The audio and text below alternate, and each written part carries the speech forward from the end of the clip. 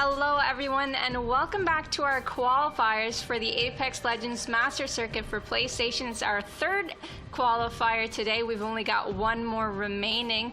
Welcome back, and I hope you've all had a wonderful weekend. Joined along with me is Matt. How are you, Matt? Excited to be here with you today. Same. Had a phenomenal weekend, naturally American, so enjoying the 4th of July. Little bit tired today, but I feel like the action today is going to heat up and wake me up pretty quick. From what I've been watching, it seems like this is a pretty awesome, especially kickoff, as it's just pedal to the metal off the get-go. Yeah, absolutely. And as a Canadian myself, I ended up celebrating Canada Day on July 1st as well. Had a pretty good gaming weekend. Played a bit of ranked myself. Didn't quite hit Apex Predator yet, but I've really been enjoying it. Playing Pathfinder, kind of W keying. Super excited to see the matches today. If you're new here and watching and it's your first time tuning in, we're going to go over the format with you today so you know what's going on in today's games. Nothing too crazy. Whenever we're looking at the Slate A format, it's going to be trios. That's the bread and butter of whenever we look at Apex Legends. We're going to have up to 20 teams in every single round, but I think right now we're sitting closer to 13 to 15? And we're going to be going through 6 games today. So as we're making our way through everything, everybody has plenty of chances to secure as many points as possible. 6 super fun games, and to win any of those games, you're going to have to look at the point system. So for the first place team that gets first place in the first game, they're going to rack up 12 points, and that's only for placement. Now, for each elimination, it's 1 point for each kill. So the more kills you have, the more points you are getting. And a lot of teams like to mix it up. Some teams like to go for placement. Some teams prefer focusing on kills and eliminations to rack up their points. Second place is 9, third place 7, fourth place 5, fifth place 4, and so on. If you're one of the first to die, unfortunately, you'll get little to no points at all. Well, that's kind of one of the fun things when we look at Apex Legends. Tons of ways to play, but everybody right now is playing for pride, bragging rights, and of course some cash to take back into their pockets. First place, going to be walking away with $600. Second, $300. We got third and fourth, going to be walking away with $150. And fifth through 10th, get a seat in the seasonal final, so there is a chance to pick up some more money then.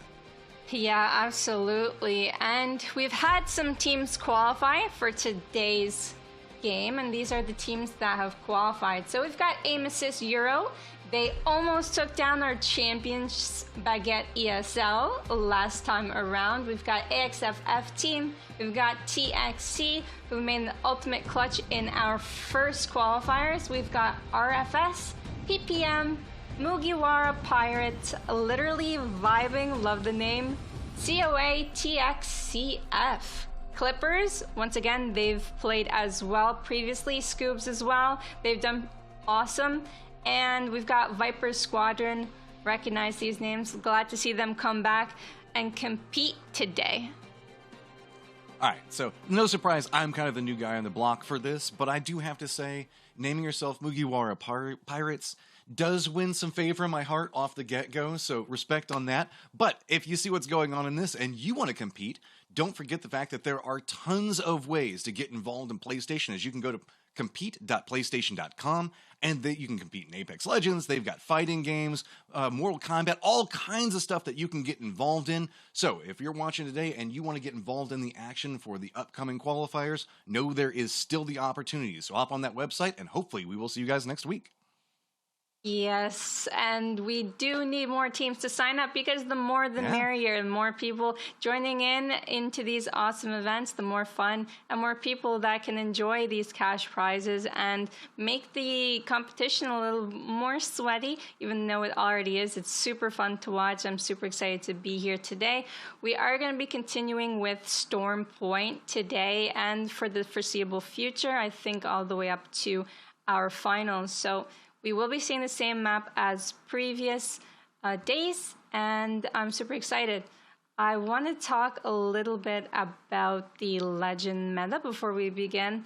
My personal favorites in Storm Point, let's think. I do like the Bangalores. We've been seeing a lot of Bangalores recently. Valkyrie mostly played every week on most teams, but not necessary. Since we don't have a full lobby, it might be a little easier to make those rotations and play more aggressive comps and kind of discarding Valkyrie, but we'll see. I know in our EU region, we've seen some cryptos as well. We see a lot of variety in these days.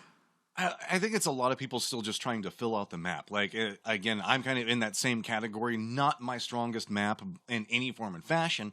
But as you said, like the tried and true is always something you can fall back on. Getting in that rotation, making sure that you can make it into the rings, that's never going to do you wrong. And that's, we haven't seen necessarily the high defense comps that we sometimes see come in.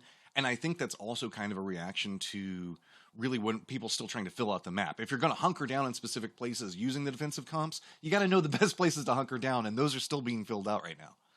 Yeah, it's pretty hard to figure out where the zone's going to pull because I feel like they've added a lot more zones into Apex, but you kind of get the gist of it. You can kind of get somewhere near that end zone, and the longer you wait to go to end zone, the more beacons that you could potentially scan, unless you do have a crypto, which we've seen before.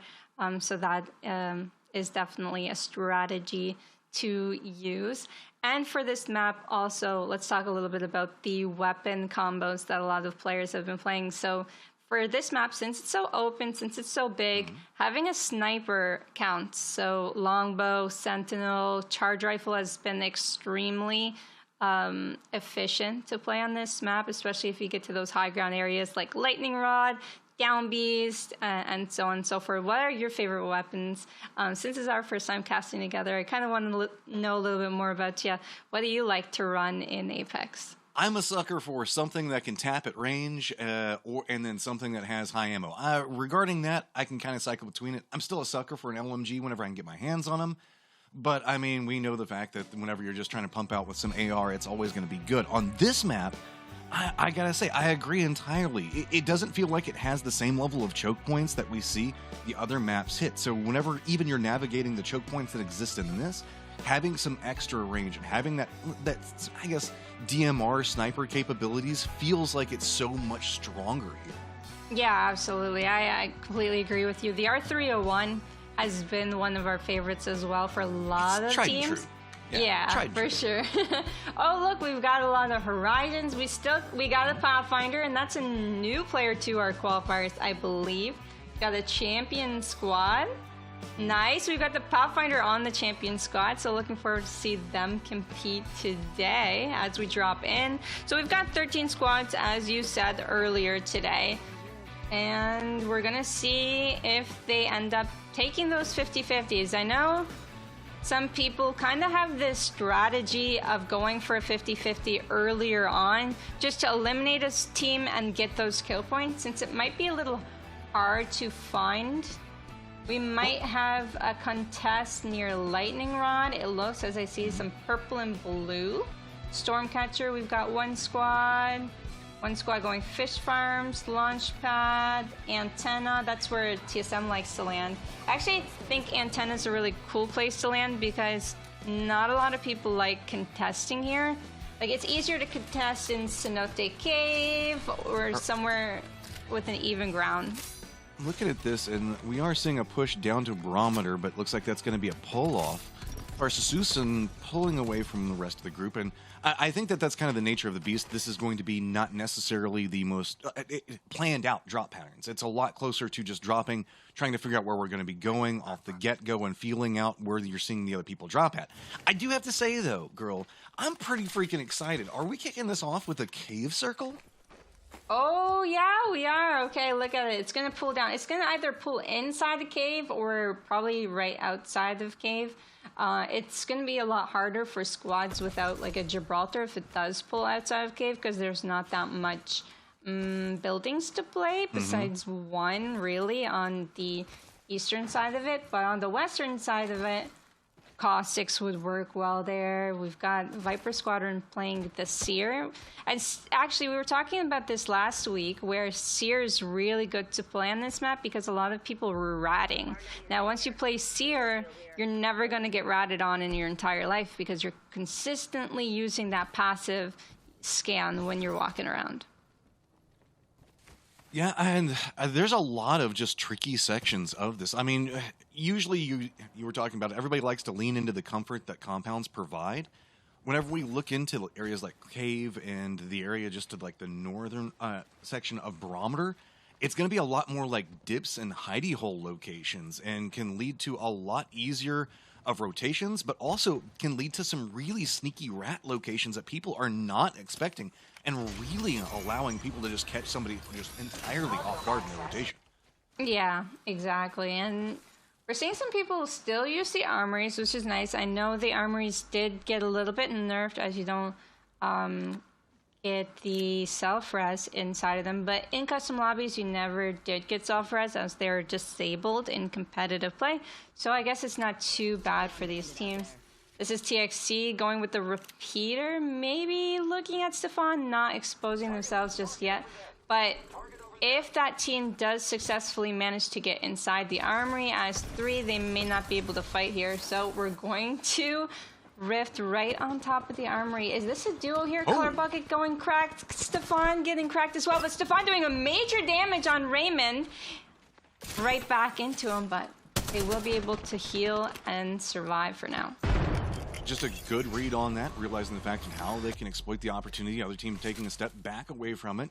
Doesn't want to overextend too much, realize the fact it's slightly outnumbered. Looks like maybe taking some shots to see if he can encourage anybody to peek out, but not going to be happening. So Scoob's going to have to separate away from this one and just, I guess, discretion the better part of valor in this situation.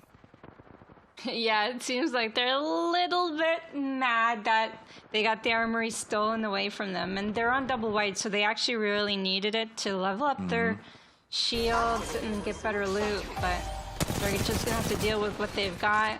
It was really good to notice that TXC was pushing them. And the fact that they got out when there were only 2 there was impressive in itself. Doing that damage on Raymond kind of created that opening that they needed.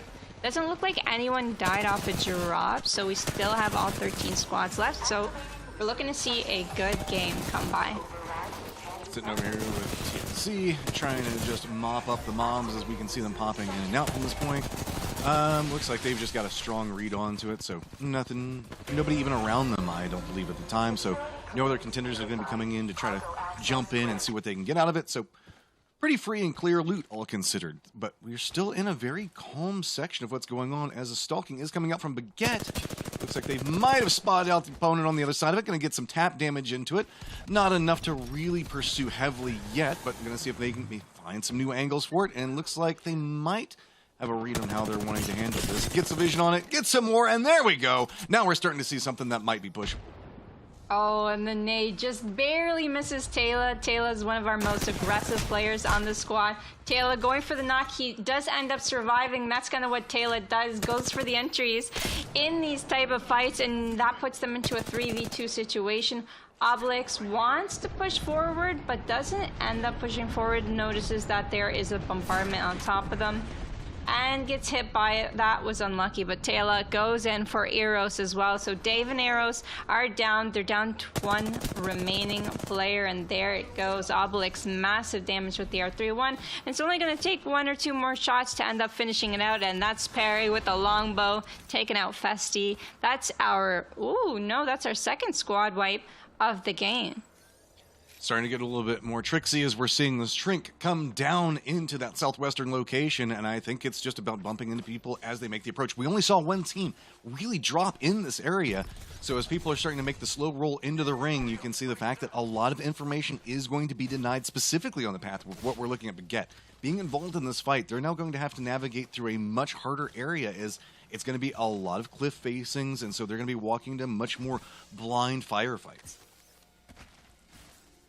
Yeah, and the zone is closing. We've got 2 minutes until it fully closes. This is our arguably strongest team in the lobby. They've won so many games, and they've won both of our qualifiers. So they have racked themselves up a little bit of money over the weeks, and they always end up landing north and kind of going for that, first squad wipe, and then they try and go for that end zone. As we can see here, they're taking their time. They know that they can survive in that zone 1 with heals. They know they could survive in zone 2 with those heals, And take a look at our end zone. It's completely empty in Cenote Cave. So our team's predicting that it ends outside of it. I'm not 100% sure. We're starting to see a death funnel start to build up to the northeast, where just teams are starting to have to pull into that area, with another shrink to the southwest of that position. Means the fact that we're going to start to see more and more teams stacking in that area, and that's going to probably be our big line of demarcation where firefights are going to start breaking out. When we look back over in this area, you can see much cleaner, all considered, as these guys are finding good approach. Going to be approaching onto the western area and doing the island hopping, getting in some scenery and some sun, while I would say that the north is going to be a lot more popping. Yeah, absolutely. And we are experiencing a little bit of a rotation over here, and they're scanning the big building that I was talking to. The only building on the east side of Cenote Cave, around that mountain. So I believe they're going for that first.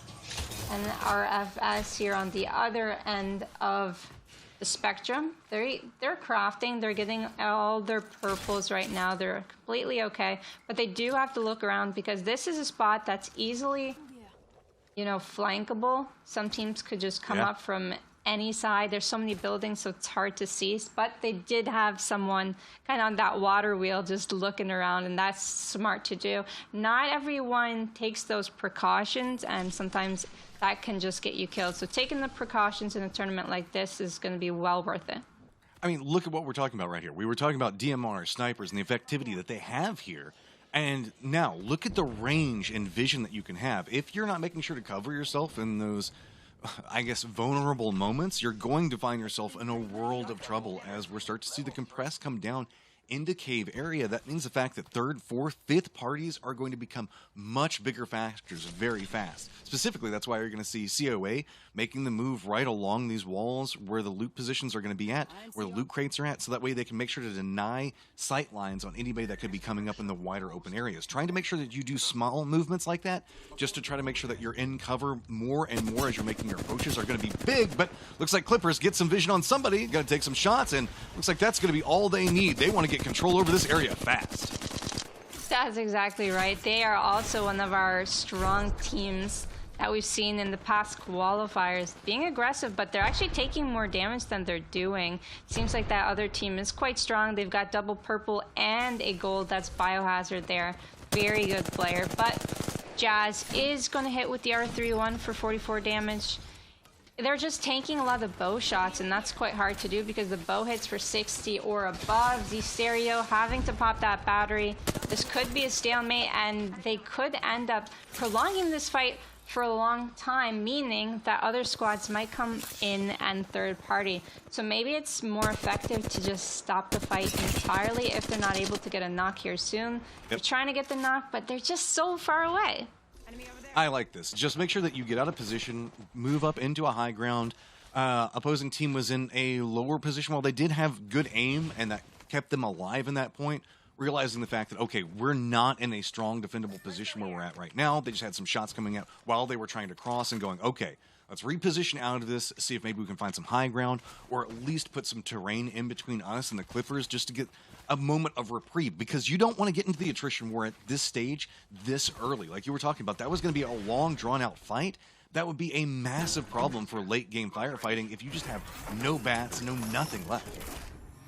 Yeah, and Clippers kind of went the opposite way and potentially are going to craft as well. They did get that late beacon scan, as I was talking about earlier. The later you scan, the more you know about which exact building you kind of want later on.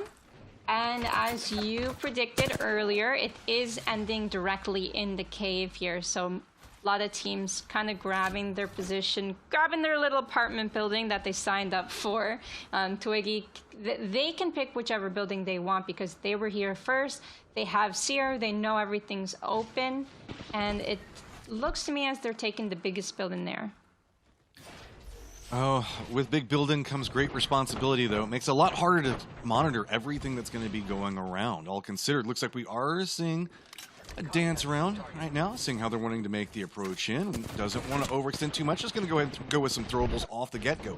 Very hard to approach and really figure out how they're going to make the pull into this one, but RFS trying to thin up everything that's going on. Quick push going to be coming out, and that was clean. Oh my goodness, that fight ended faster than I could speak. It was really smart because they had someone go in from the bottom, throw an arc star, kind of make the distraction, while Francis was on top with Valkyrie shooting through into the roof and got their first knock so that they could make it a 3v2. That was really smart. The arc star barely missed, but that was super clean, as you said. That was wonderful. Raymond in the kill feed. Oh, TXC taking down one? They got a trade there. Pathfinder me, love the name. Lets everybody know what you're going to pick right off the get-go. Waiting to see how the new ring is going to be positioned up. But it looks like the West is going to be where a lot of the fun's going to be going on. You're looking at TXCF a moment ago, and they're about to get some company on 2 different angles approaching the location that they're trying to hold down. You have a couple of rats are holding out, but you can see literally vibing, not vibing too much more as they have to step away from a couple of bullets coming their way. Yeah, and here we see TXC kind of getting shot at. They do look like they're going to reposition, as this team is looking to be a lot more aggro. That's literally vibing. But I don't know if they want to close the gap. It would be really hard to fight an area like this as all teams are nearing around them. This is the end zone, so it's going to be hard not to get third party. Might be better to play safe, but it looks like they want to play aggressive. Oh no, Lifeline goes down right away. Biohazard's going to have to make some kind of clutch with that ultimate. I love that the idea behind this was to move into the building itself to give you some more cover instead of being out in the open.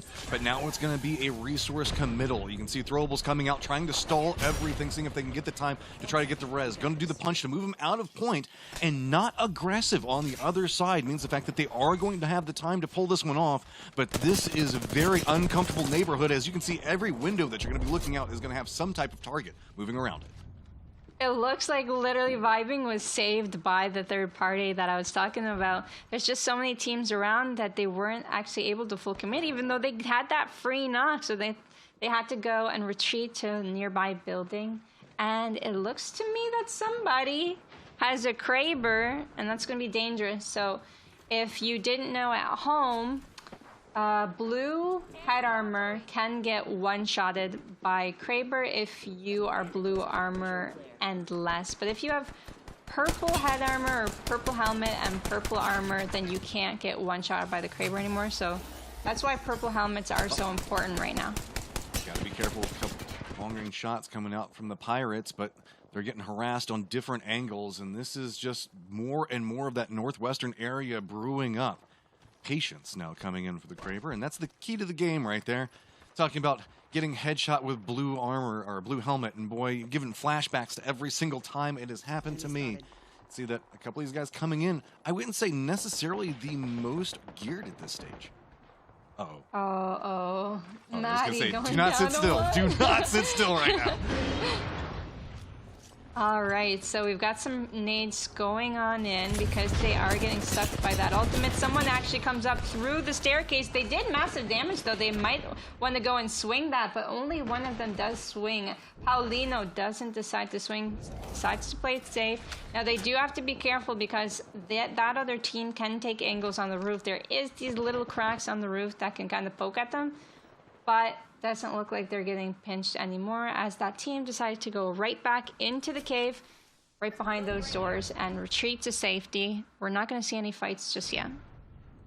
Yeah, we're back in the standoff stage. Even with teams as close as they are, nobody's wanting to make that commitment just yet. Ring closing in, about to show us our next location, and that's probably going to be where we're going to see the pop-off happening as everybody's got to start getting ready to make their play and figure out how they're going to make their move. Going to be the circle revealing itself, going yet again to that southwestern location. You can see PPM already trying to figure out how they're going to navigate this. They're just making a run. They have some cover to play from, but you can see there is bait all around them, and they have got to be careful. Firefights already starting to break off to the south of the circle, though. And here on the other side of the mountain, we've got Taylor kind of looking to see if he can get a kill. Oh, already taken down. That's Twiggy. That's Elmo. I can't believe that they left end zone. I am not quite sure why they did leave end zone. They were the first team to rotate, the first team to get that biggest building inside, where it did end up pulling towards. And now we see them die out here near the prowlers. I wonder, maybe they wanted more loot, maybe they were doing prowlers, maybe they were trying to gatekeep from this side.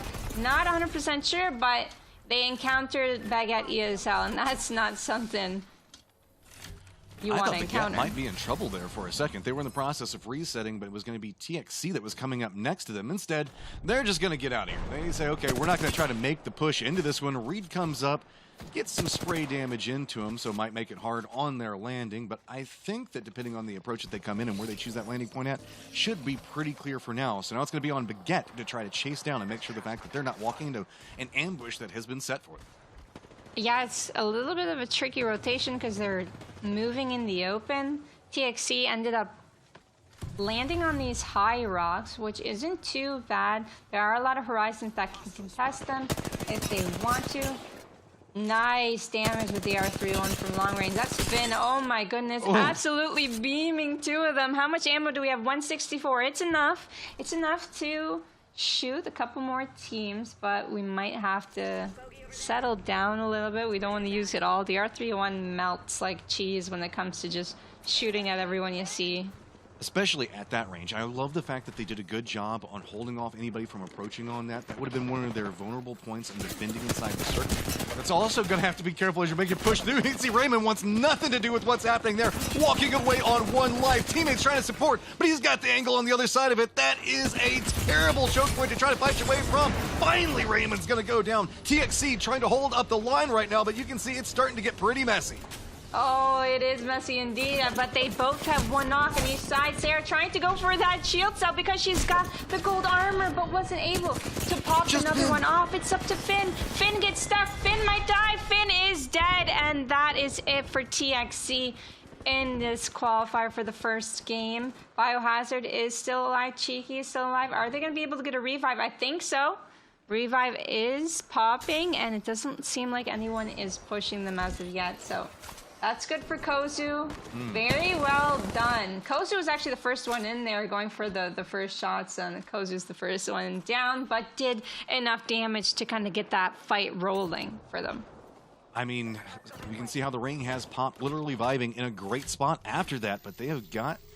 there was an opportunity for the teams around them to potentially choose to third party into that, and instead opted into playing the longer game and the safer game, but that means the fact that it's going to be more contested in any approach. Fonzie and the rest of the crew looks like they're making a push over to the western point, trying to circle around the rocks that we were looking at earlier, but Baguette also has an angle of approach that they're trying to defend up right now. They've got this position, but I mean, this is just this is like the worst neighborhood to ever live in. It reminds me of like my old neighborhood before I moved. It is just gun violence happening everywhere, and nobody wants to look out their windows.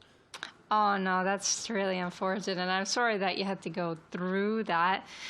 And speaking about the third partying, it's actually really smart that no one third partied, because if someone did end up third partying, it would be a dominoes effect, right? Like you would third party, and if one of your teammates went down, then you might end up getting third partied as well. So I think it's actually, for some reason, it's almost smart to take a 3v3 knowing that teams are around you, because you know no one's gonna push otherwise. Like, as long as you stay strong and stay alive.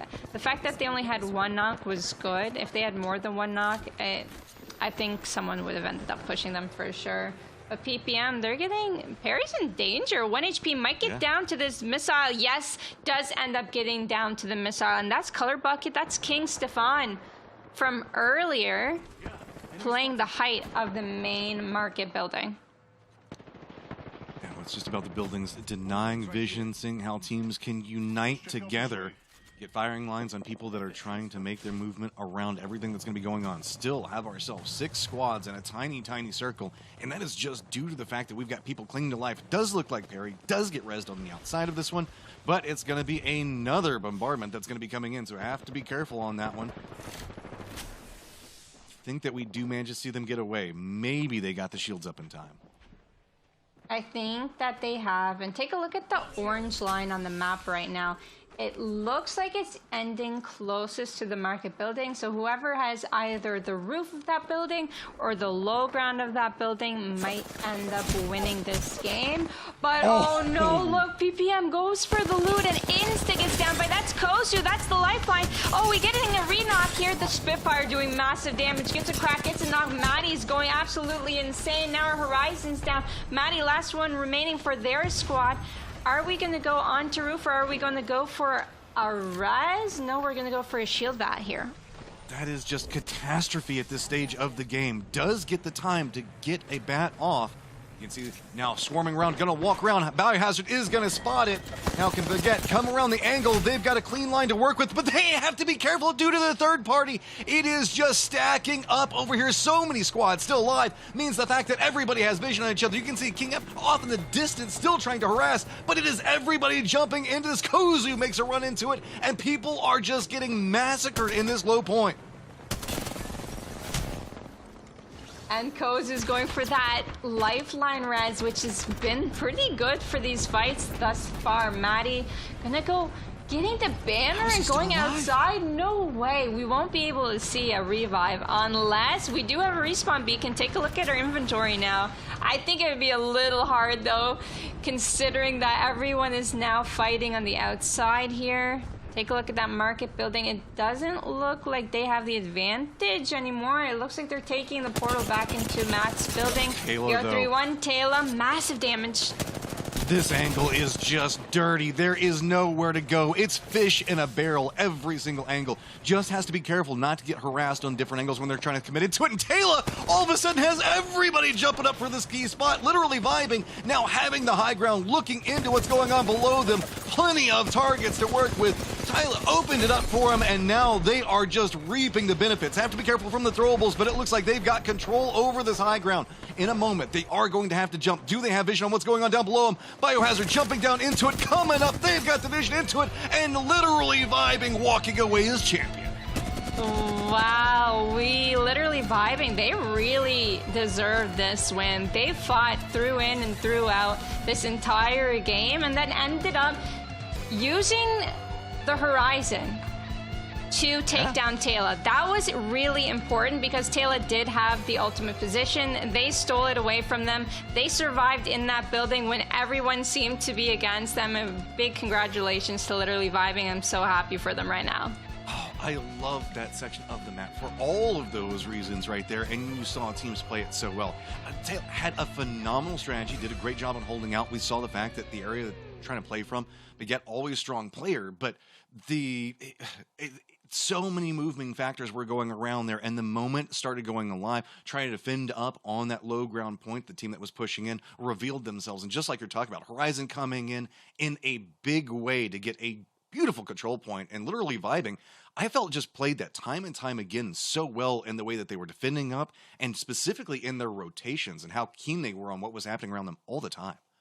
Yeah, and the lifeline really did come in clutch with those revives, because as soon as someone went down, you get that passive revive, you get back into the fight faster than you normally would with any other legend, really, because Gibby would be pretty hard because you do have to stick the revive, so it was really well played by them ultimately. Taylor did get a really good placement, but I think literally vibing ended up taking it away with kills plus the placement. So I think the leaderboard is going to go in their favor for sure. Well, I mean, their house was the party house. It felt like that's where everybody was coming to hang out at a certain point. I mean, we even saw we saw the loot boxes down below them being the thing that distracted a team to allow get more shots. I mean, there was so much going on over inside that area. Yeah, RFS, it's really hard to shoot or fight with a Pathfinder inside of a building, and here we go. Misses the grapple. That would have been really nice to see. Taylor fighting here on the edge. That's kind of what they do best, getting the entries.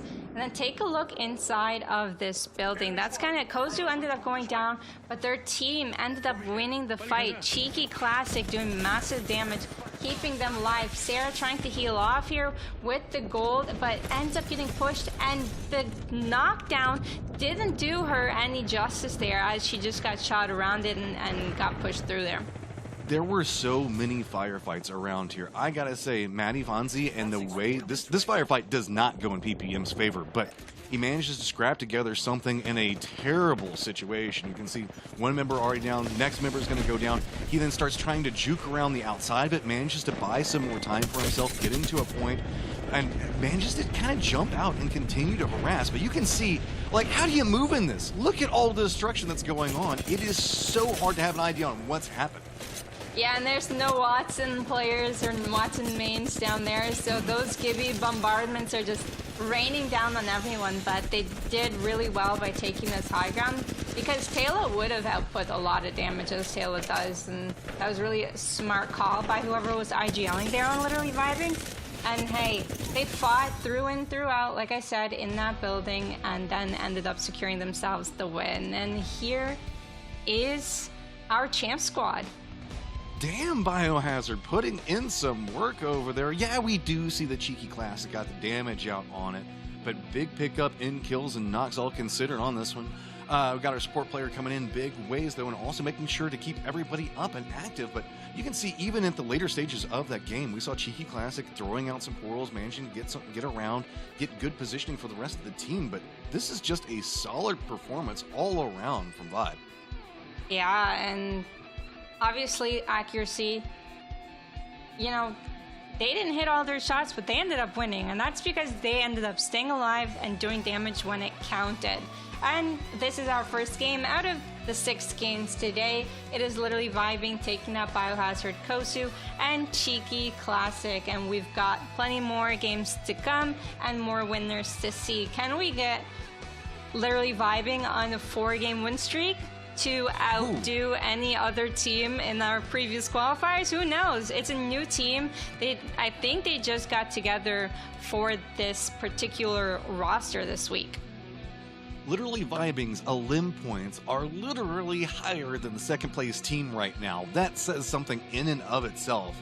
They were involved in so much of what was happening around them. Baguette picking up pretty, not the best of placement points, but the kills being the counterbalance to get them in the spot. You were talking about this. Different teams playing in different styles. You can see tying up to Baguette is going to be Viper Squadron that gets most of it off of placement points. That's one of the reasons I love watching Apex. You can lean into your strengths. Do you know the map well? Do you know how to navigate it? Do you know how to defend up? Play placement points. If you know how to frag out, though, lean into those elimination points. But if you're literally vibing, apparently you just do both. Yeah, and it's nice to see RFS do well as well, because they are new contenders into our qualifiers for this PlayStation circuit. Baguette ESL, now they've got a real challenge. They've got an 11-point game. This is not normal for them. They're normally top 2, top 1 situation, so it's going to be exciting to see what they do in our next game. And then here we have 11, 12, and 13. These were our first teams to end up going out, so we might see them playing a little bit safer or maybe landing in a different POI this time around. Yeah, I mean, there is a learning curve that tends to happen in the first game. You got to figure out, okay, this isn't the best place for me to land, so we got to. There's a lot of on-the-fly modifications that are going to be going on in tournaments like this, because it's not quite as cemented in drop spot POI locations as we can sometimes see in the higher end of competitive. It's a lot rawer, for a lack of a better term. That said, you can see, guys, there's still spots available, so just remember, you guys can always be involved in what's going to be going on as these qualifiers come through. We can't play today, but hopefully we will see you guys next time. Okay, girl. Game 1 done. Literally vibing. Feeling really good. What's your take so far? What should we be looking at? I mean, you're talking about some newcomers on the block. We talked a lot about Tila. Where do you have your eyes drawn moving into this next round?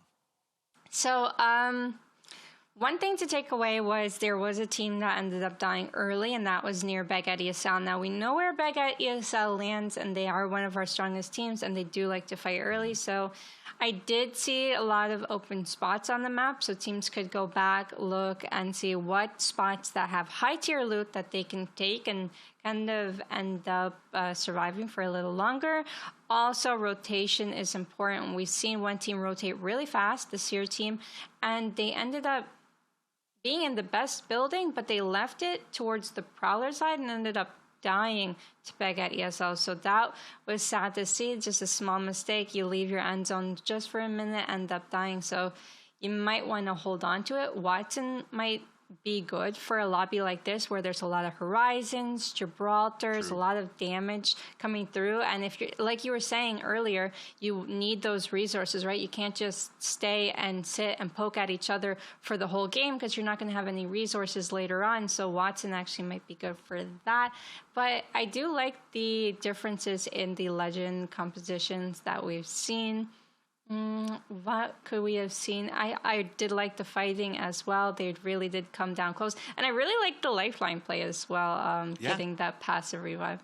Comes in clutch. I know we had our eyes drawn onto a Pathfinder. Specifically, I think it was down to the southwest in that rocks after we saw the jump away with I don't remember the team specifically moved in the rock location, but I was really hoping that we TXC. might see some line. Yeah, there we go. I was hoping we might see some lines come out from that point, maybe get some more maneuverability through a very, again, one of my favorite spots on that map, maybe my favorite spot. So we got cave, which is my favorite spot. Girl, where you wanting this one to go? Where's your favorite place to? Well, since we had one near cave, maybe the next one could go around the wall or lightning rod, or maybe cave even is your north favorite, pad. you can just request cave again. It's fine. It was fun. Honestly, I like cave for the fact that the fighting there is so fun. There's so many there's so many ways to fight or get into fights or get out of fights. A lot of building fights. So it was really nice seeing the lifeline being kind of like lifeline ended up going down first, but once they got her back up, she was like the I don't know, the angel of the team, getting everyone back up because they just kept on getting pushed. Honestly, yeah, we'll see if we can get a north zone pull this time around. Anything that's fair for me. I don't like completely open zones because everyone ends up dying pretty fast, and then there's only 2 squads left, and you get to see a clean 3v3 though. Open circles feel like they lean into passivity, for lack of a better term. If you don't take your shots and everybody ends up third-partying, or if you try to make a move to the center of the circle, across the open terrain, you're just going to get torn to pieces at range. So I entirely agree. It does feel like the north, though, has a more compressed feeling. Like the southern section of this map feels like it's a lot more beachfront. It's a lot more open, but then as you traverse your way to the north, I feel like it just gets a lot more, I guess, compacted, a lot more mountainy for anything else. It becomes a lot more closed off in your movement options. So we'll get a little bit of spice of life. I'll agree with you. Maybe we can see something go up to the north and give us a slight change from the beachfront property that we just saw. Yeah, but if we do end up getting a northern end zone, Baguette ESL will probably thank me because that's where they land. They land lightning rod. So maybe we don't want to see now. I'm not sure. Now I don't know if I'm holding favorites, but I do like a lightning rod ending. Anyway, 13 squads. We've got everyone dropping in. Yeah, look! I called it, Watson! Thank you to the observers for showing this squad in particular. I was like, you know what? I think Watson actually might work in this lobby, and we've seen it already. I'm happy. Well, we are at least going to get a variation, as it is going to be to the northwest, but I mean, Beast is also an interesting spot. You have to admit, it definitely doesn't look like any other section of any other Apex map, as it's got some flavor to it, to say the least, as it's got the giant beast laying out and essentially a building in and of itself. But most teams actually still not dropping too close to the center of the circle. Yeah, Cascade Falls is free, but this time we have a Team Cenote Cave, whereas I think Stefan, Color Bucket, they ended up landing Gale Station last game. They ended up losing their armory to TXC. TXC changed from fish farms to Launchpad, maybe because there's crafting in Launchpad and they prefer to craft maybe a car or a wingman. I think Raymond likes playing the wingman in particular. It is, hey, I guess in northern end zone, north pad. So it's going to be pulling north pad, which is a nice end zone. And whoever does end up rotating first is going to be granted with some extra loot because it is unlooted. We've got a couple teams near the wall in a little bit of a 50-50. One team down Beast, no one checkpoint. One team the middle. They're going to have the fastest rotations potentially. And we might antenna though. Looks like we've got vision. Yep, popping off. We got 2 different teams, and Viper Squadron's got to be careful on that. This is still a low economy fight. You can see blue and white shields, minimal ammo to work with on both sides of this one, or at least on the side that we're looking at right now. Throwball's going to come out to try to buy some range on it. Does connect on, and that is going to be big at this section of the map. Looking through, now you can see retreat coming out. Shields already coming down. Reinforcements for Viper Squadron coming in, and they know they have the advantage. Oh, this is actually really smart by Dominus, going around, peeking through the window. Wasn't able to catch the Wraith, though, that he's hit for 95, and Twiggy kinda in a pickle. Dominus does have try and create space here, and does it with 116 spray with the Havoc. Savage Elmo going down to 40 HP. Can we get a knock on this Gibby or this Bloodhound? We're kind of in here alone, but our teammates are coming to help us. And this is our first squad wipe of Game 2. Viper Squadron are pulling up strong today.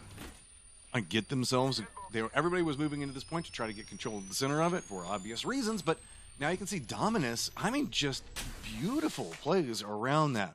Reading exactly how the opponent was going to play, making sure to get the high ground onto it and deny any form of retreat. And that's just map knowledge, understanding exactly how they were going to try to get out of there and making sure to cut off any option in the early section of this. They really needed this squad wipe because their vibes may have been down a little bit last game. They were the team, Viper Squadron was the team that rotated, had end zone, left end zone. So that was that same exact team. Now they're starting off this game with a squad wipe. That's going to pull their confidence, their vibes all the way back up, and hopefully, in turn, they have a good game from it. RFS leaning into the let's get all of the information in the world strategy from the high ground. See Biohazard and the rest of the crew down in the low ground, getting slightly harassed. I wouldn't say it's anything too terrible just yet. More it's like RFS just trying to make sure to get control. Well, I say that. Looks like they've got some goals. They have an opportunity to move into this, and they're going to take it, continuing to use a very oppressive high ground angle just to force Biohazard and the rest of his team away from this area.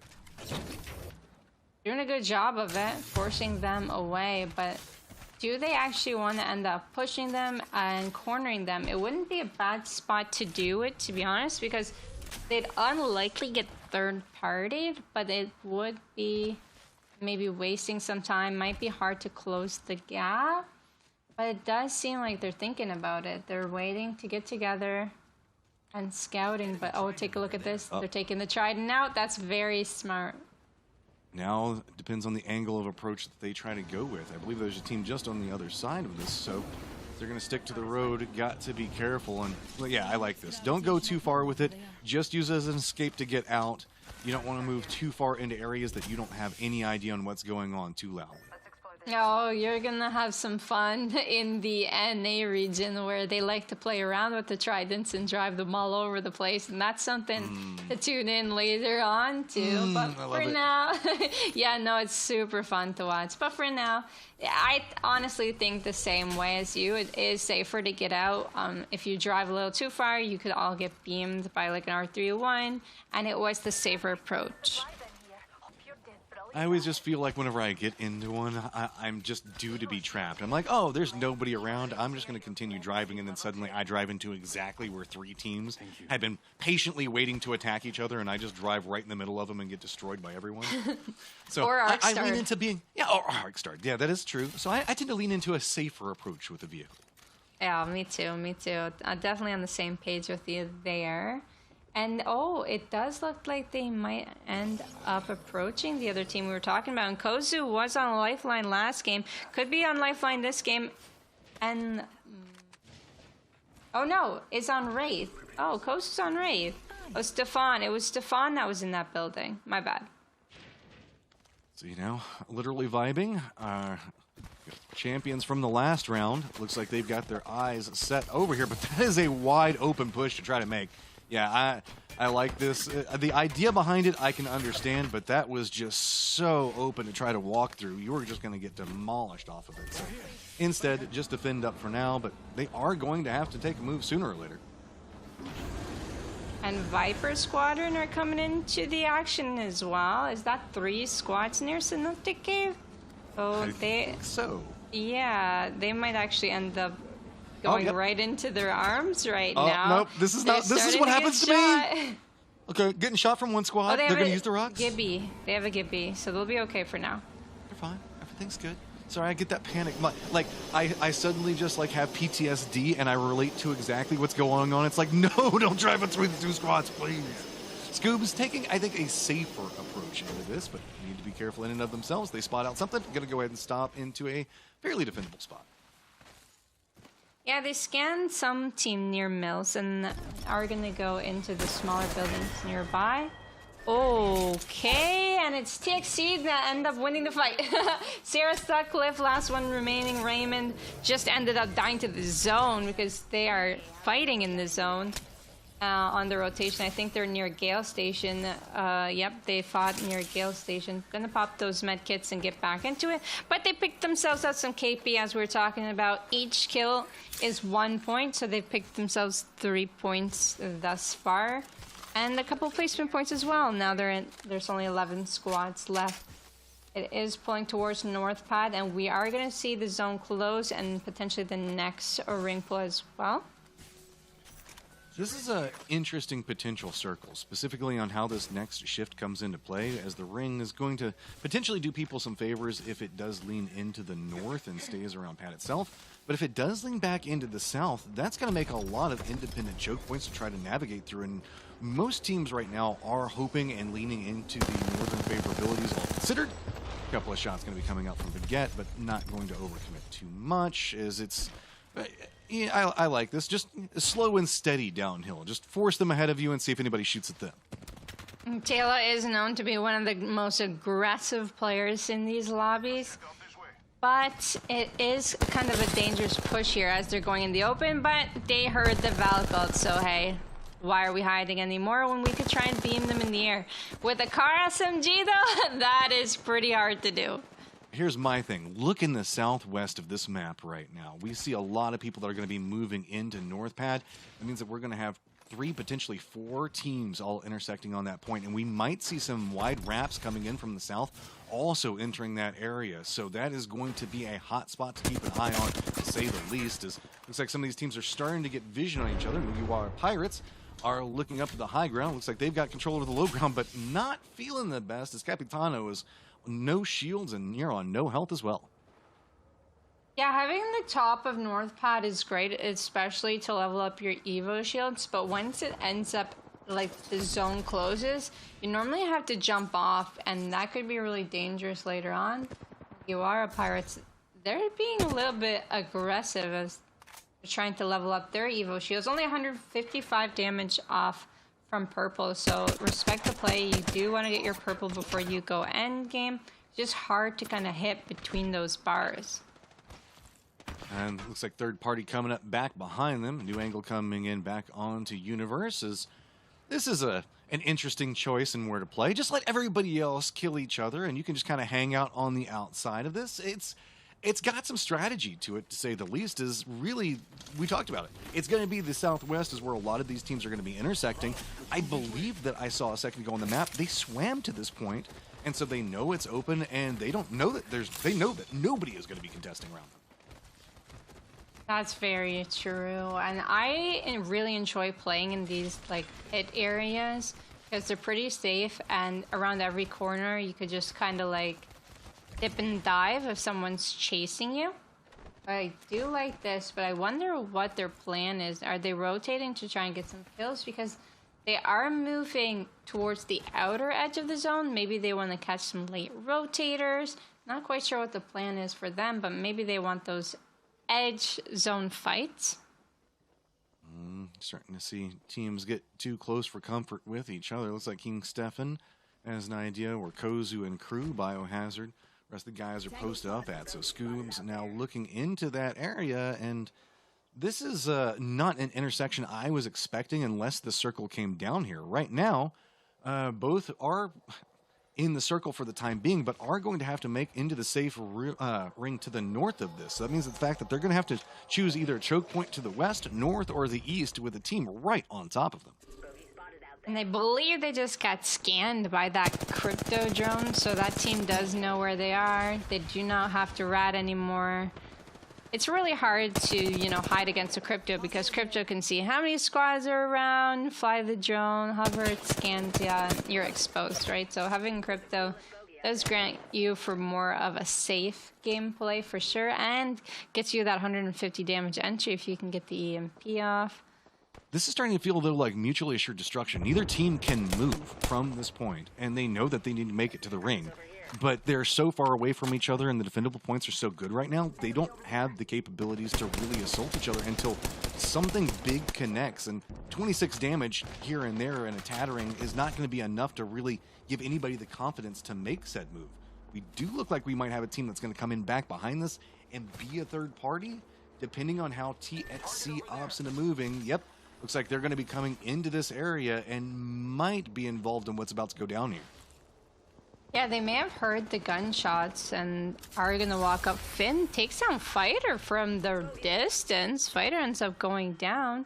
Don't think that they'll be able to get a revive off before TXC ends up pushing Raymond already here nearby. We might end up getting another one clip. Let's take a look at this. Only 30, 40 more damage left to do, but no! We miss all of the shots there at the end, but we did pick up another KP though.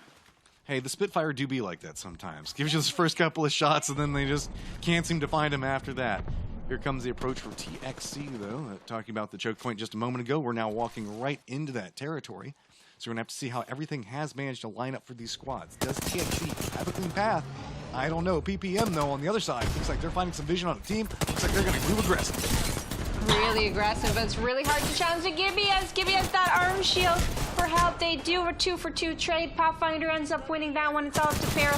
Peril might get the re-knock. Yes, now they're in a 1v1. It's against Francis. Peril against Francis. Francis on the low ground. We're going for the jump. Francis using the knockdown shield for cover. Can we get shots behind that cover? 47 damage is good damage. We've got almost a crack on Francis, and we should be able to move up on this. There we go. The squad wipe from PPM.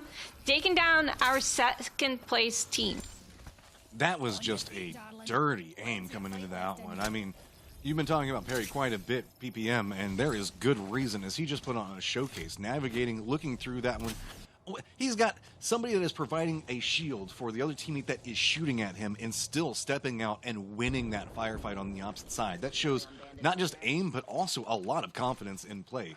TXC now very, very far north as we're getting a firefight. Well, I wouldn't say a firefight, maybe an avoidance of a firefight, as these two guys did get vision on each other. And this is a very, very complex area to have an in-circle, no matter where it goes. So many layers. It's like Shrek or an onion, depending on how you want to look at it. There's just so many different ways to look at this place.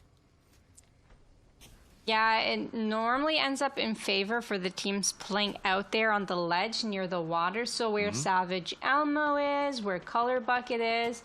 Actually, the one on the right is the most favorable, but it's hard to play it early because you end up getting peeked by a lot of teams, or kind of wide angled. As you were talking about earlier, people are going to take those wide angles and shoot across the ocean there. Z Stereo are in a good position to take that, and maybe if you had a Watson, Caustic, something like that for the defense, it might be easier to play out there. We are going to see a team end up rotating there soon enough, though, because the zone is closing and there aren't that many spots to play, and that spot is open. I mean, this is so peculiar in how so many teams are so close to each other, but just don't have vision to work with.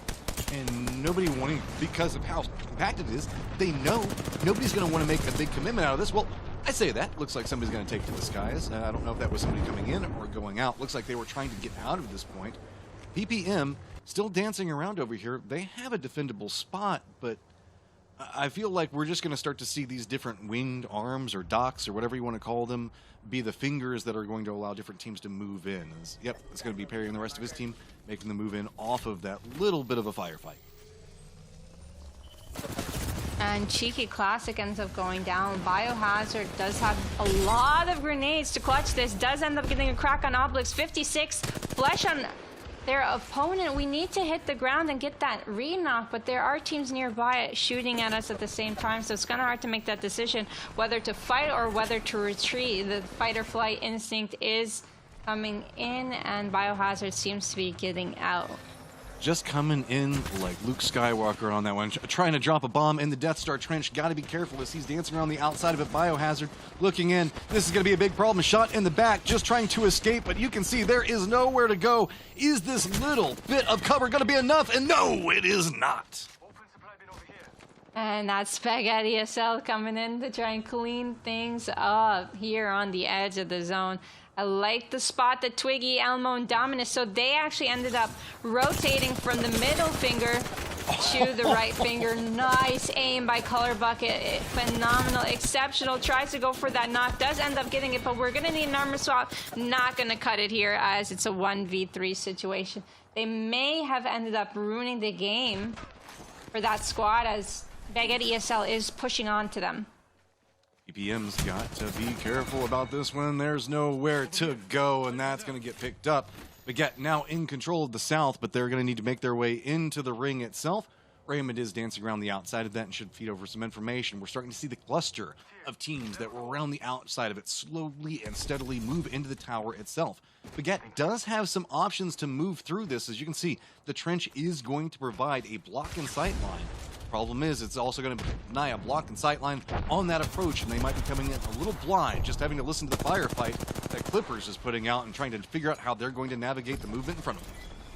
Oh my goodness, I can't believe Elmo and Dominus are in the open. It's going to be hard to go back into the finger that they wanted to, but it seems like that team on the high ground aren't applying that pressure that they may have been able to get the knock there, but they're doing a great job defending their area. That is super important because that actually might grant them the win. I'm gonna make my prediction on Elmo's team going for the dub this game.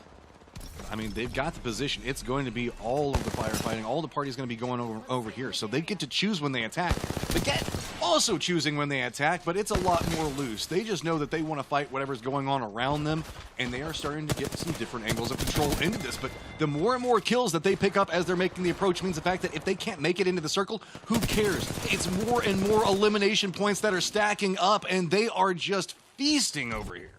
Oh my god, that's just a 9 minimum points from eliminations alone. So that's what I was telling you. I didn't see them in third place. They're more of a first place, second place type of team.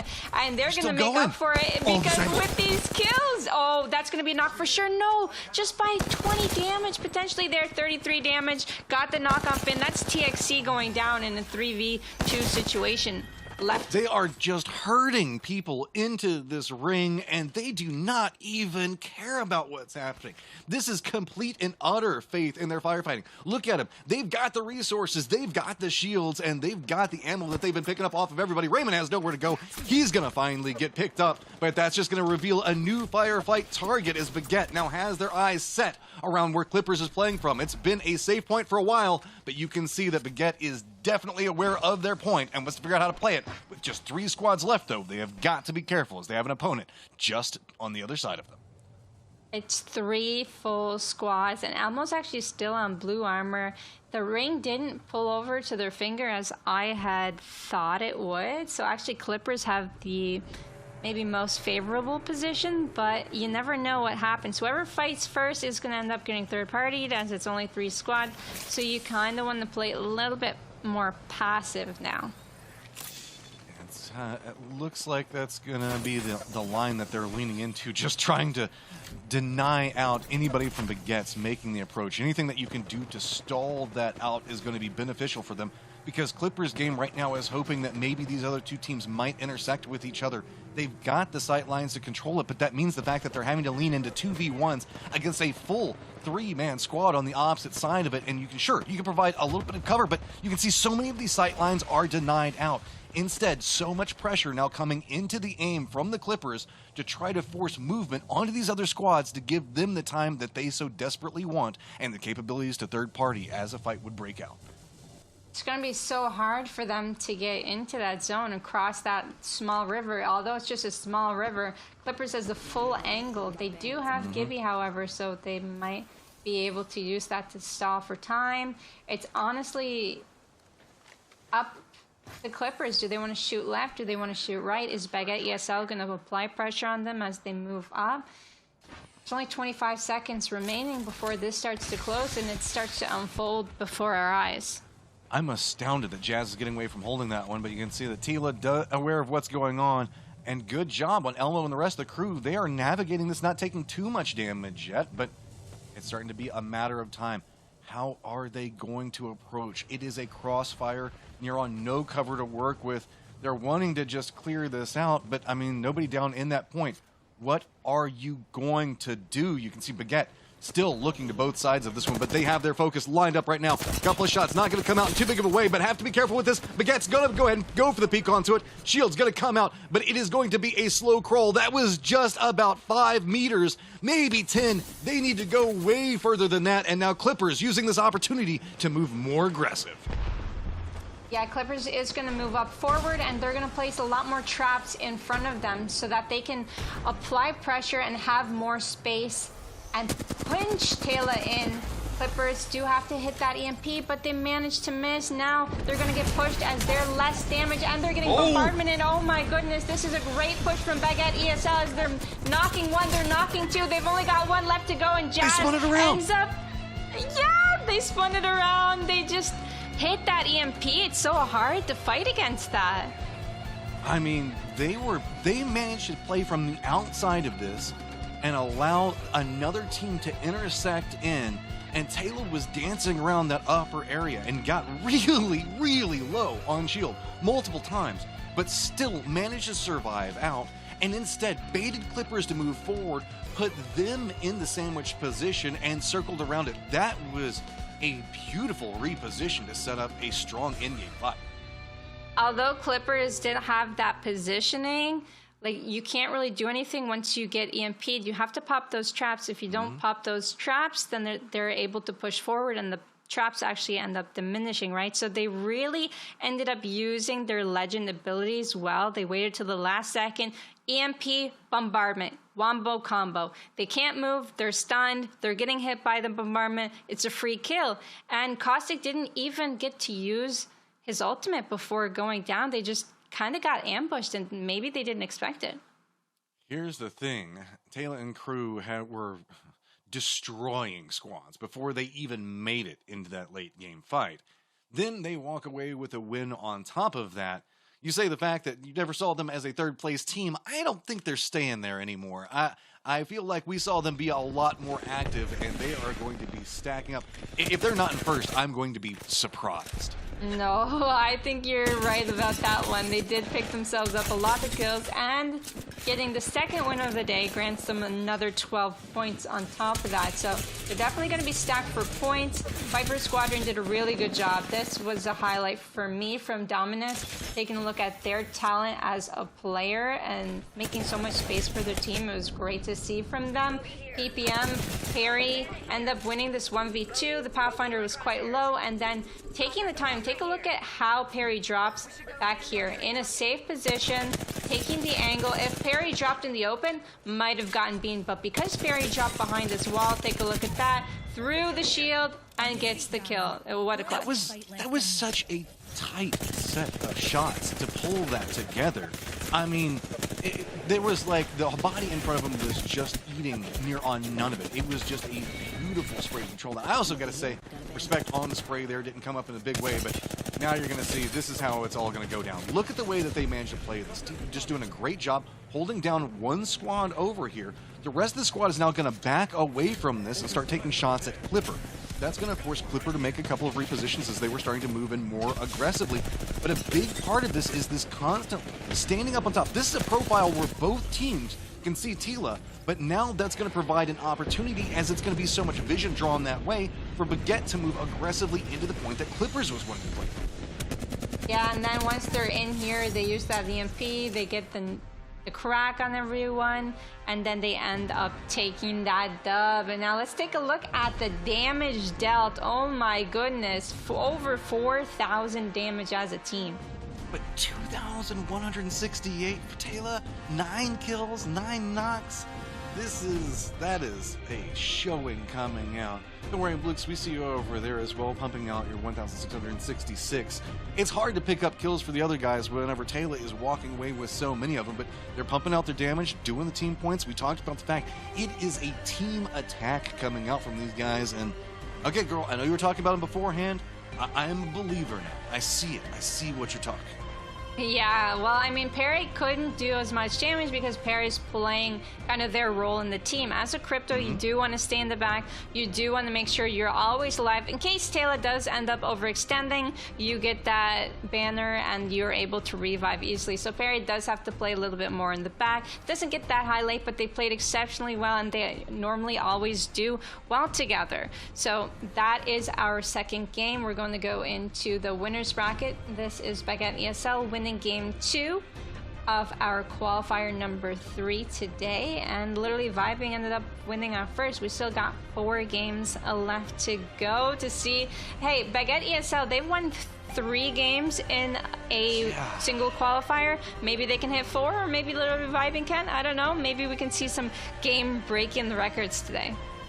Just a massive jump up there to take a 9-point lead over literally Vibing, who had themselves a phenomenal game in and of itself. Viper Squadron, haven't had a chance to focus in on as much on them, but we did see Dominus in that really, really clean peak battle going back and forth, pushing the building, where we picked up a couple of kills for them. Clippers, though, we did see the fact that they were holding down their point and then just got aggressed on from so many different angles. The rest of the squad's still very compacted. Whenever you're looking at this, 16 points, 15 points, 14, 13, all the way down. 1 KP separating so many of these squads between 4th all the way down to 7th. Yeah, absolutely. And, you know, it has been a little bit hard for some of these teams as well. AXFF, they got a new 3rd this time around, and they're not doing as well as they normally do. So they might be feeling a little underconfident right now. It is hard to play with someone different than you normally compete with. AHS, it's my time. Aim Assist Euro. Aim Assist Euro, we haven't even talked much about them. They were our 2nd place team last week. I mean, just, there's been so many mix-up. We've had a strong showing from 2 rounds, back-to-back, 2 different squads, been just gobbling up all of the points, not really letting anybody else have the opportunity, and that's what's led to the compacted areas. We're looking at our points on that leaderboard. I know some of you are watching this and on chat or on social media being like, oh, I can't believe this happened, judging everybody as they play. Well, guess what? If you think that you're better, you can go to compete.playstation.com and you can be involved in the next time that this goes down. And if you're saying, hey, Apex isn't my game, there's plenty of other ones that you can play from. We got fighting games, we've got shooting games, we've got a touch of everything that you could possibly want to compete in. Because, I mean, it's compete.playstation. That's everything, not just one independent game. That being said, I'm excited. We're just a third the way through this, girl, and we're getting ready to take a quick break. Before we do, is there anything you're wanting to throw out? No, honestly, I'm with you right there. There's so many great games to be able to sign up for on the website, and I did actually end up tuning into Street Fighter a little bit ago. There was the finals there, and that was super fun to watch. So just make sure you follow along, go ahead and sign up. We're going to take a quick break, and we'll be right back.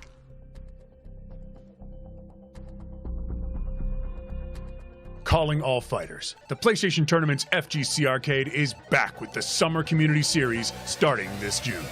Let battle commence. Get ready for 6 weeks of scorching competition and awesome prizes across your favorite fighting games. Sign up in-game, on your PS4 console, or on the competition center at compete.playstation.com for your chance to win cash prizes and a round-trip ticket and competitor pass to EVO 2022. Think you're up for the challenge?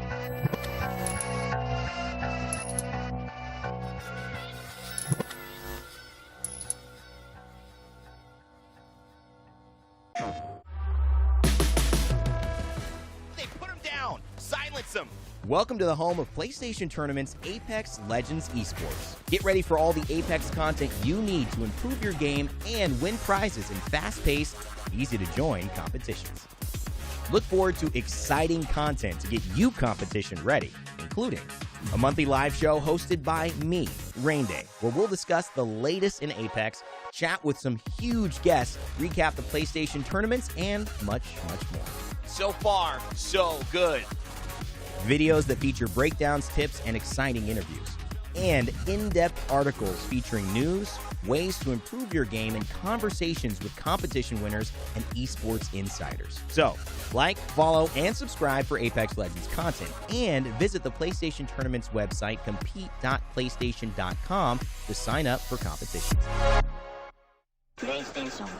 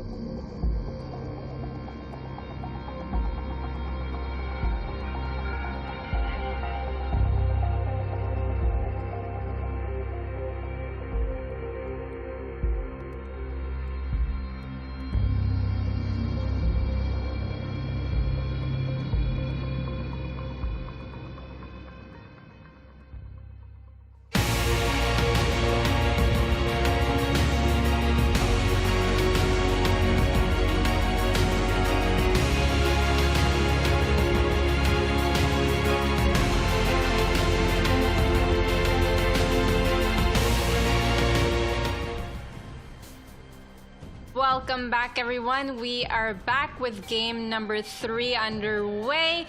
We have a few moments until that starts. We just watched a lot of fun Apex Legends, and we still got a lot more to unfold. Oh, yeah. I mean, we're kicking this off well. You said the fact that, hey, I was a little tired. I was up watching 4th of July fireworks last night. And you were like, don't worry about it. We're going to move right into some action. And you aren't lying. These guys have been playing fiercely, specifically off the get-go. We've been seeing early firefights, and I am excited because it's just going to escalate as now people are going to be looking for points, trying to catch up, trying to move up the leaderboard, and trying to defend the leaderboard. Oh, it's going to get spicy, and I love it. Oh, really? And we've seen back at ESL, they got 3rd place, and they were like, hey, we are not getting 3rd place. We're going to get a win, right? So, hey, they ended up getting a win. You could see it in their gameplay, how aggressive and dominant they were playing. Literally vibing as well, playing so well. They did make a legend change in our game number 2. I don't know if we regretted that because they ended up going down a little earlier than they would have expected. We've still got 4 more slots to see who are going to end up winning one more game. Who do you see winning one of our next few games? I mean, I think you'd be a fool if you didn't say Baguette. That was such a dominant showing. But I gotta say, I want to see literally vibing give them a run for their money. We saw the fact that they can fight. Biohazard has had himself some great moments so far today. Maybe it's just a turning point. We might see them be able to come up, compete, and make it a 2-horse race up at the top of this leaderboard. Yeah, and unfortunately in our last game, Viper Squadron, they had the dominant position, then they moved to the right finger, which I personally thought it would pull over there, and I thought they would actually have the best spot. Their old spot gotten taken by Clippers. They ended up having that dominant spot, and then Viper Squadron ended up getting held out. So I personally would like to see Viper Squadron have a good game upcoming here soon. And then here are our teams that unfortunately didn't have the best games today. Amos's Euro is a surprise to me because they came in our qualifiers number 2. This is our qualifiers number 3, and they did exceptionally well last time around. I wonder what it is holding them back this week. Yeah, you can tell. Sometimes it's just maybe a start off. You just we talk a lot about whenever you're playing Apex. It's a lot of it's momentum. You come in, you get that first firefight, it works, and everything starts to take off.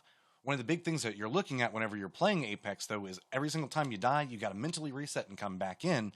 And that can sometimes be a hurdle, even for phenomenally good teams, to where it's like you can sometimes take a bad game in the first one.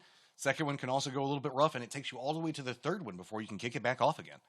Yeah, absolutely. And it's hard for me. I'm kind of like this the same way where if I'm doing good and the vibes are up, I'm doing a lot better because my confidence is very high. And if I'm making small mistakes and I'm feeling small, it shows in my gameplay and it reflects in the leaderboards or in the standings. And it also reflects in my actions in game where I would be playing a lot more safer. And if you play too safe, you're going to get kind of a repercussion for it. Yeah, we did just get a message from our mods and everything that's going on. It seems that Aim Assist Euro did miss the first game, so we talked about the fact that sometimes you got to get your feet back underneath of you. I guess that's going to be the case, but did manage to pick up at least 1 point in the last game, so we'll have to see how much more they can turn up, as they are definitely playing with a game down disadvantage, meaning the fact that they've got to pick it up now.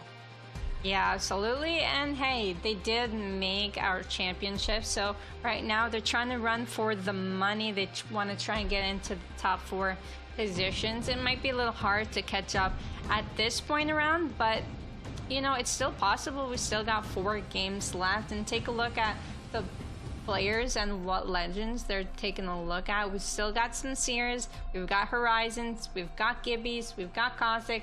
Do we have Watson again? Not quite sure, but Color Bucket on that Pathfinder. Oh my god, I really liked how Color Bucket took someone down with him. He's like, hey, if you want to attack me, I'm just a solo player. If you want to risk your game for me, I'm going to take one down with me and ruin your game. And that's kind of what Color Bucket did last game. I'm going to give him props for that.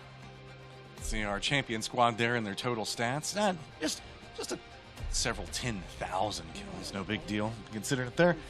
Baguette going to be who we're following in off of the drop and seeing how they're going to be making a rush into this. I love the fact on the approach from this angle, you can see the verticality, how it like slowly makes its way up into that mountain peak. And it's such an interestingly laid out map, as it feels like it's got so much more vertical presence than the other ones, just starting down from cave and making your way up. Yeah, and we are going to be seeing another north end zone as well. So yeah, the vertical presence definitely coming into fact, especially since the north end is kind of the higher side of this map. It's going to be hard for the south teams to rotate, as you were talking about, and whoever's landing in the wall is going to be happy. Could end directly in wall, it could end north of wall. We're going to see later on as everyone's dropping. Are we seeing any 50-50 contests on the map? Looks like the wall has some company pretty close to it, but I think the fact that we're going to see one team drop on the other side, yeah, going to get the separation out there, so rewarded for Jazz and crew. So it looks like we do have a couple of teams that are going to be playing around wall and command center, as that's going to be the name of the game. This next circle is way smaller than it actually looks, just due to how much dead space is going to be mountain, and that mountain path does provide something, but I would say about a good, 20, maybe 30% of this next circle is still just going to be like mountain and cliff facing. Yeah, that's actually really interesting. No, I never thought of it that way, but you're absolutely right. And then, so there's that much percentage of mountain, and then if you take a look at the north end, there's a lot of open space there as well that you really can't play. It would be a little bit too hard. And taking those cylinder buildings, so I call them Dragon Balls, on the north end, right near that respawn beacon. Yeah, no, I love that. Taking those buildings early on would be really good, potentially, if it does end up pulling there. Hopefully get them early, and then maybe you can make your wish all considered. Now, my thing about this is, I think we're in for a spicy. With the way that this next ring is going to be looking, and just the lack of places that teams are going to be able to play, that means you're going to have to fight early. And for anybody that's going to be potentially monitoring this, that means the fact that you just might need to go a lot more active much quicker, because you either got to rotate there, get a foothold fast, and then just cement in and hope your defensive line can hold against the massive wave of people that are going to be coming in, or you're just going to have to be the team that's coming in back behind the entirety of the wave, hoping that you can third party onto everything that's happening in front of you and pick up as much KP as possible. Yeah, and that's really up to the lobby to make that kind of stuff happen. Are they going to end up fighting on end zone early on so someone could just take it away from them? Are they going to play super safe? The way we've been seeing things in the last few games, people are going to end up fighting. I feel like everyone in this lobby has that kind of confidence. But, oh, take a look here. We might be seeing a knock here on Kozu if we get the right angles. Oh, pretty decent amount of damage. Does manage to get in cover. Retaliation comes up onto the other side of it. RFS trying to make a move into this. Gets a pretty decent spray. Makes him down to just health. Shield entirely gone, and you can see RFS making the push into it. Gonna see if he can manage to catch up. Spray is gonna go through. Finally does manage to get enough damage into it to get the knock. Looks like they're just gonna go for the flush. I'm guessing the rest of the team is just separated away. Oh my goodness, that was a more than a decent spray, but oh, take a look at this. We're going to use our Horizon ulti to kind of suck them in, unless they use the phase, which I can hear from the Wraith is going to be able to phase away. Ferreira kind of looking to see where that third player is. Cheeky Classic getting chased down, and Francis is going to take them down. Kozu around this wall, hiding away, playing angles, trying to take down Francis from the meantime. But Francis does end up taking that down, and this is going to be really hard to recover from. It's going to be a 1v3 situation, but Kozu does take down one, does take down two. Is Kozu going to take down three? No way. Oh. No way. That was too close for comfort. I thought Kozu just was like, you need to run, man. You need to get out of there. And whenever he turned around to take the firefight, I was like, okay, 1v3, not the highest likelihood. He almost got that. I mean, respect where respect's due. We saw that was a fight that they got engaged on, and then got that down to what? 2 purple shield bars and a full health bar, and that was it. Yeah, and Kozu was initially the first one to end up getting beamed, and potentially if Kozu wasn't the first one to get beamed, could have done a lot more damage in the fight, but it did come down to that 1v3, and 1v3 is a little bit too hard. If Kozu ended up managing to escape that building and healing up, could have been possible, but it was just way too hard. It's not an easy thing to do. And here is our team that's going to be racking up the highest distance traveled, as Matt Bunzi and the rest of the crew are going to be very far to the south. But guess what? They've got another team that's going to be in front of them. The King Stefan should get some vision onto this, and I guess we found a spot that is safe and in the next circle-ish. Ish, yeah, ish. And maybe trying to. Oh, this is one of our last place teams. So they're gonna try routing on a team, getting a kill, getting some extra placement. It could work. It could bump them up into the top 10. It's a sneaky spot, and it is, I believe, in the next ring. So placement points potential coming out from that. I'm just kind of curious to see how we're going to see all of these teams align in. The pathing and the way that this next ring is set up is going to make it very complicated, but I think that PPM and several other teams have already kind of gotten the idea. It's like, all right, we got to scrap, and we got to scrap early. We got to get elimination points because placement points are not guaranteed in this game. Yeah, that's true, and especially seeing how aggressive people are playing. Routing like that actually might end up backfiring, because if these teams end up having purple and red while going in and you're still on white or blue, they might just be able to turn around and kill you. Although there is only a few seers, maybe one or two, so it might end up working in their favor if they play patient enough. And here we have a team kind of gatekeeping the team inside of Armory, and might end up beaming them as they take Gravity Cannon out. This is a committal, to say the least. You can see that the ring is going to be coming in, giving that nice tickling love to everybody that's going to be involved. It's a very early ring, though, so patience can be due out of it.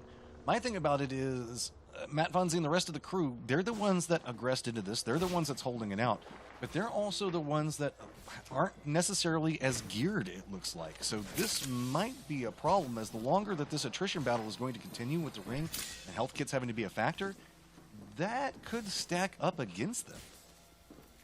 It could. They do have only a few syringes, but they don't seem to care as of yet, because this does end up opening by itself. They are going to look for a beam, not able to do it. And take a look at this. Color Bucket didn't end up going far. It gets hit for 100. Why didn't Color Bucket fly there? I'm not quite sure what happened, to be real with you. I cannot. Did he hit a door on the way up? I think I saw one of them hit one of the doors that was open, but I couldn't tell. Did they take it too early then? They might have taken it too early. Unknown off of that, because we saw that it opened up in that direction that they were jumping out and maybe just clipped into a section of it. I mean, out of all of the characters to get essentially clipped and not be able to fly away, to see a Pathfinder be the one, man, that hurts. It does, especially Pathfinder is my favorite legend. I've been playing Pathfinder since the game came out. I actually got to play Pathfinder again recently, but hey, let's take a look at Baguette ESL for a moment, as they ended up forcing Bob on this Gibby. Gibby ends up, does get the battery off. This might be bad for Taylor, as Taylor's going to end up getting pushed, ends up getting knocked, but Obelix does end up cleaning everyone in return. So even though Taylor ended up going down, Taylor did take away the aggression off of the other team, and then Obelix just came in with that PK in the back. This is what scares me. You can see Baguette, they've got their point lead, and good fragging teams know the fact that if they've got a point lead and they're in first place, they can continue to push that by continuing to rack up and continue to get those elimination points, and that's going to be a potential for everybody to have to contend with. Once a team starts to get a point lead and then you get a crazy circle that's very far away from them, that means it's just going to be, all right, time to walk through everybody I can, and Baguette is a team that can do it. We just saw the coordination come out from them. In the game before this, we just saw the fact that they have the aim to do it as well, so a problem for everybody else in this lobby. Yeah, definitely a problem, and I mean, it's a good problem for them to have, because, you know, being one of the most dominant, best teams in the lobby is something to be proud of. We do see Amos's Euro kind of in that end zone, but let's take a look at Baguette ESL cleaning another team. It's just a rampage at this point. Kill leader, no surprise at all. Baguette still not even into the safe ring just quite yet. And are there any other contenders in front of them? Looks like in the distance, maybe we might see Jazz and his team, but I don't know, depending on how pathing comes into play for all considered. See the way the circle has managed to stack up. To the west, it's going to be a little bit more of a stack, but to the southwest, it looks like that's going to be where we're seeing a lot of our team moving in from those, I guess, choke points from the hillsides. And it does look like Obelix, Perry are going from Thunderwatch to High Point. No one will be gatekeeping them up there, so that's going to be good for them. We do have Stefan still in the zone. I think Stefan ended up hitting that beacon. Dundee just waiting for Stefan. We've got PPM on the edge as well. It's either everyone's on the edge or everyone is nearing the end zone. I mean, that's what you got to do in this one. There's just not a lot of cover to be had. You can see fighting already for what you can get, and that is a massive chunk. Clippers has to take and move away from this one. You can see Clippers just trying to see if they can get a feel for how to move in. These guys are looking at the entirety of the circle, and there's just nothing that they feel like they can easily move into. There's a massive amount of, again, this terrain that is just dead zone, that is kind of unplayable, so most teams leaning into the north, and girl, you were talking about it. There's not a lot of cover up here, so every single time they go for a crest to get some information, they're just getting bullets thrown their way.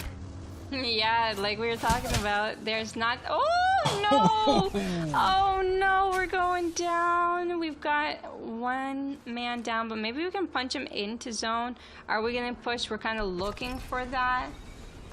Does look like Jazz is going to play high ground. The bombardment's coming through. The dome is up here. We're getting pushed. We do so much damage. Carlotes actually ends up going down. I think that's Amos's Euro trying to get their KP, even though they were in the best position.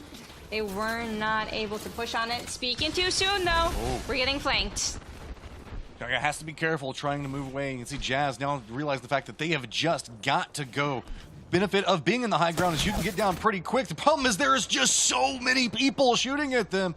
Jessica does manage to make it down, but still not inside the next save point just quite yet. Aim assist Euro talking about it. Looks like they're just trying to mop up, get some kills, trying to get what they can because they need every point that they can scrap together right now. Oh my goodness, that almost went south for them. Like, they got the knock, they got knocked, they went back down. It was a good fight, though. They ended up getting that recovery, getting a few kills. I get ESL is here now, though, so you don't want to be too risky, because they will definitely take advantage of that. I think Taylor risks his life more than anyone else in this lobby. He does not mind, maybe because he just has a great Gibby and great crypto to just back him up. When you got faith in your teammates, man, it opens up so many opportunities. And you can see that Taylor, while we talk about the kills, the damage capable of pulling out every single time. Taylor was moving forward, being the point person in that push, but support was coming back behind them. Oblix, Perry, also going to retreat away. But, I mean, this is just a constant feel of what's going on around them. But there's also another team that's got the high ground on their point that also wants to stack up some kills. So this could be a problem for Baguette. They realize the fact that their cover isn't the best, and also they're going to have to walk into the path that they were just harassing everybody else on. So this is a dangerous push down this hillside. Yeah, and you can see how everyone's kind of going on that edge. Instead of playing the wall, you can see that the wall is still in. There's lots of places in the wall that are safe, but just because it pulls north and everybody knows it pulls to the Dragon Balls, as I was talking about earlier, they're all kind of risking it for the biscuit. And Francis is a good spot, though, on the west side. They can move up from there as well, from the low ground, the Prowler side. There's a lot to see here. A lot will entail. I mean, the fight's breaking out to the east. There's just no option on it. You can see Aim Assist Euro is looking into what's going on to the north. And I think that we're going to see Baguette getting caught up into it. But Aim Assist trying to defend up, has one of the members go down very quickly. They've been doing a great job on trying to hold the line on this spot. Coming up, trying to defend, gets a good spray down the stairwell, but has to be careful, taking a massive amount of damage. Stepping away from this, they only have one healthy member up at the time. Another one already been thirsted out and has got to be careful. It's all up to just trying to defend this stairwell as much as possible. Getting the shields back up, but there's just pushes coming from everywhere. The shields are blocking out every single angle of approach. You just have got to get out. There is nothing to be had and no safety anywhere around this area. Oh my goodness, Amamo's playing so well. Almost got that re-knock, but wasn't able to. Shots are coming through, damage is coming through, but I think it's a 1v2 right now. They weren't able to get that revive yet. Gibby should have Dome up soon. So Mama will have to play life here because it's just going to be a little bit too hard. They go for the revive, but we're broken. We're going to have to play placement. This blue bin, though, I don't know how safe this is going to be. Well, at the stage we're at, we still have 7 squads in this tiny, tiny circle. Now it's just seeing what you can try to cling to life. This is kind of an okay point. I think that we just saw somebody playing different points around them, but has got to be so careful now. Lean into rocks, lean into any cubbies that you can find to defend up, and look at the verticality that we see coming into play, and really just Tila and the rest of what Baguette have to work with. They're just looking down from Pride Rock, and anything that the light touches is their territory. They do have to be careful, though, as people can shoot up the hill just as easy as you can shoot down, but they have so much information to work with. Oh, they're getting shot by the whole lobby right now. Obelix is going to have to probably pop dome here early. Yes, we do get the dome off. We do get the shield battery off, but they do have to look across from them as Elmo and Twiggy are taking a look at them. I guess that's the problem. Whenever you have that high ground and you can harass everybody, you make an enemy of everybody as well. Tila leading the way. Looks like Baguette realizes what their target's going to be. Twiggy and the rest of the team now trying to move down the slope, seeing if they can navigate the rocks and the cover to give them enough space, and looks like they do narrowly get away by about a half second. They did have the worst position, but they're so aggressive, and they've already got triple reds. The zone 4 didn't even close yet, and they're just so good at kind of out-damaging their opponents because of the fact that they're so aggressive. So even though that team had a better angle on them, Taylor just walked across. He did not mind. They are just running through everybody, minimal fear, and just going for peaks. Look at this. They were shooting at him a second ago, and now he's going to force them away from the peak. We've been talking a lot about Taylor, but Obelix also putting in some work. Nobody wanting to peek up this mountainside.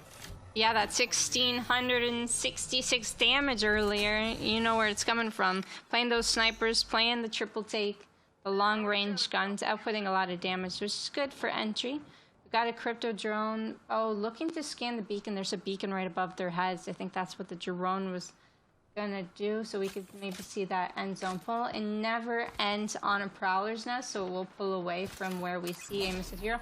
Oh, actually, take a look at this. Amos' hero actually got Carlota's back, so Samamo ended up getting a respawn, and they ended up getting a purple armor over here on this bot. Okay. Well, I have no idea how that was allowed or managed to happen, but respect as respect is due. They've got themselves a pretty defendable point, as again the no man's land on the hillside is what everybody is trying to avoid right now. Amos's Euro's spot is fairly strong. It denies vision from Baguette. The only problem with it is you have to be very, very careful on how you make any movements from here on out, but luckily they can also get a lot of information. You can see they're just trying to stack that up to figure out how they want to navigate around what's going on and how they want to assault these circles. Yeah, they have to make sure no one comes from behind them, as they are on, they're on a high ground position, but there's not that much cover where they are. If a Horizon ends up coming over, ulting them, nading them, they wouldn't have much places to go. TXE has a Kraber, so you don't want to be in Finn's sight as, Finn missed? Oh my. That was scary no matter how you see it, and instantly shifts around like, nope, these rocks are now our safety. We were wanting to weaken up some teams around us, but instead we're just going to lean back off of it. You best stay near those rocks. That's going to be a problem if you don't. Now going to be punished for that one. And yep, now it's time to crouch and just never look this direction ever again. Or maybe what? No, we got a headshot. Don't do that. It's not going to work out. Hard to peek a Kraber. Stefan's learning the hard way. Only 5 squads remaining. We've only got 5 shots left. I don't know if we should be wasting the shots unless we're planning on changing our weapon anyway. Now we've got 4 shots. Well, look at the amount of ammo we've got in our R301 though. Finn doesn't mind. Finn's got the R301, one trick in his hand. And they're moving up to see what they can play. Not quite in. We get scanned all alone. Don't have grapple up just yet. We do now though. They don't know where they're gonna play. This is a strong area to play as a Pathfinder, especially with the sniping capabilities that you've got. You have you can move around and navigate so much of this dangerous terrain that other people are not wanting to move through. You can see one of the few players right now that doesn't have the same fear moving through this area. I mean, sure, Baguette doesn't have fear either, but that's just due to the fact that they're fine with taking the firefights around them. They have trust in their aim. The Pathfinder is providing a lot more information gathering capabilities just off of this.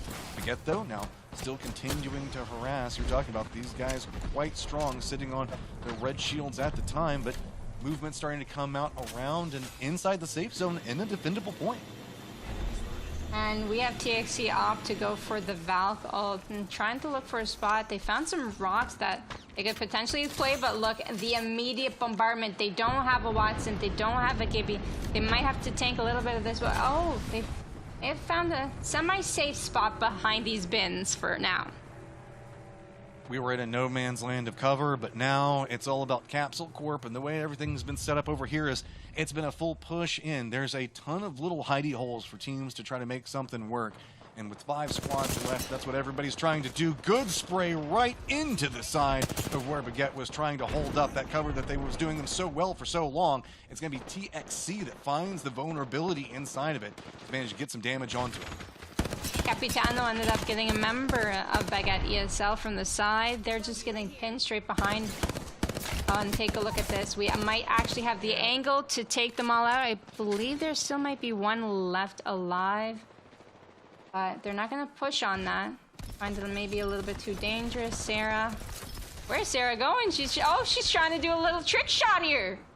Oh, goes with the back in the fourth. You can see now high ground fully in TXC's position. They are looking at everything that's moving around them, and they have a fun toy to have the high ground with. Be careful, and oh, I swear that went between the legs. That was just so close between them all. So now 2 shots left. Where is it going to go? And it looks like it's going Baguette's way. Okay, we're almost out of favorite shots, but we do have that R301. We get the crack. And we might end up getting EMP'd if we're not able to destroy this. This might not be good for them if there are other horizons nearby. Gonna enable on it. Finn taking angles. Gonna be able to hit another shot. No, we're gonna go for the miss.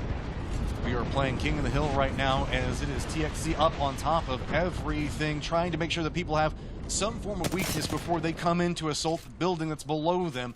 And it is just a full-on stack. 4 squads somehow navigating this in an extremely close-range fight. Nobody really getting good vision on each other, but look at the mess that is all around this. It looks like TXC is trying to go for a low-point advantage, but it's going to be RFS on the other side of it. It's going to be sprays between the two of them, but Finn has got to be careful. Any shot you take around this point is going to reveal you to a third party, so nobody wants to set the dominoes off. And it's gonna close slowly, but TXC do have to move a little bit. Maybe not, actually, as they have these crates to hide behind and the shots to shoot right underneath. That's a nice line of sight on that team, and they don't have much places to go. I mean, dancing around the outside has bought them time and position, but the thing about it is, jumping back out in this point, he can harass up and still manage to make it back into that area and get up with his teammates if he needs to. This is a beautiful play, but now it's going to start being assaulted from multiple angles. He's going to have to figure out what he's going to do. He's going to lose out the box pretty quick, tries to go for the jump up, does manage to get up in this high ground again around his teammates. You can see it's all aerial. Everybody is trying to survive the best they can on what's going on. High ground shots coming out, spotting everything below him. There is no cover in this circle. It's spraying, it's vertical, it's jumping, it's hitting your shots and trying to navigate the shields below you, and a massive explosion bounces everybody out, just trying to hold it together. This is a bloodbath as RFS is trying to hold it together up on the top and is going to get it. Oh my goodness, playing live with the Valkyrie there kind of helped them get that win. I think I saw Carlotes there in the top 2, top 3 area. It's gonna be down to the wire here, and we've got a new winner coming in, and RFS taking their first win of the series, and that's really nice to see. I mean, that was a spicy one. It got all over the place there. It's amazing the fact that we managed to get so many teams around such a small building, and I love that we saw Finn go out for that outside position to try to harass. But it did mean the fact that he was weak and trying to regroup coming into that. He just didn't get off as much damage as he wanted to from that angle. Yeah, I think TXC had a good position. They had good plays, but once it comes down to the wire like that, it kind of depends on the legends you have. If you don't have a Gibby, you don't have a Cossack, you don't have that kind of defensiveness to just stay alive in that end zone. They had a lot of aggressive players and aggressive legends to play, but nothing to keep them alive. Pathfinder in an end zone like that can't really do much. Trying his best, though, but you can see it was all about the aerial dominance coming out. That was the big factor in how to navigate. Moving through, this was, I mean, from the get-go, it was just a hunt for eliminations, and we were talking about that. It's just no surprise. I'm actually kind of surprised it kind of slowed down as much as it did during the mid-game.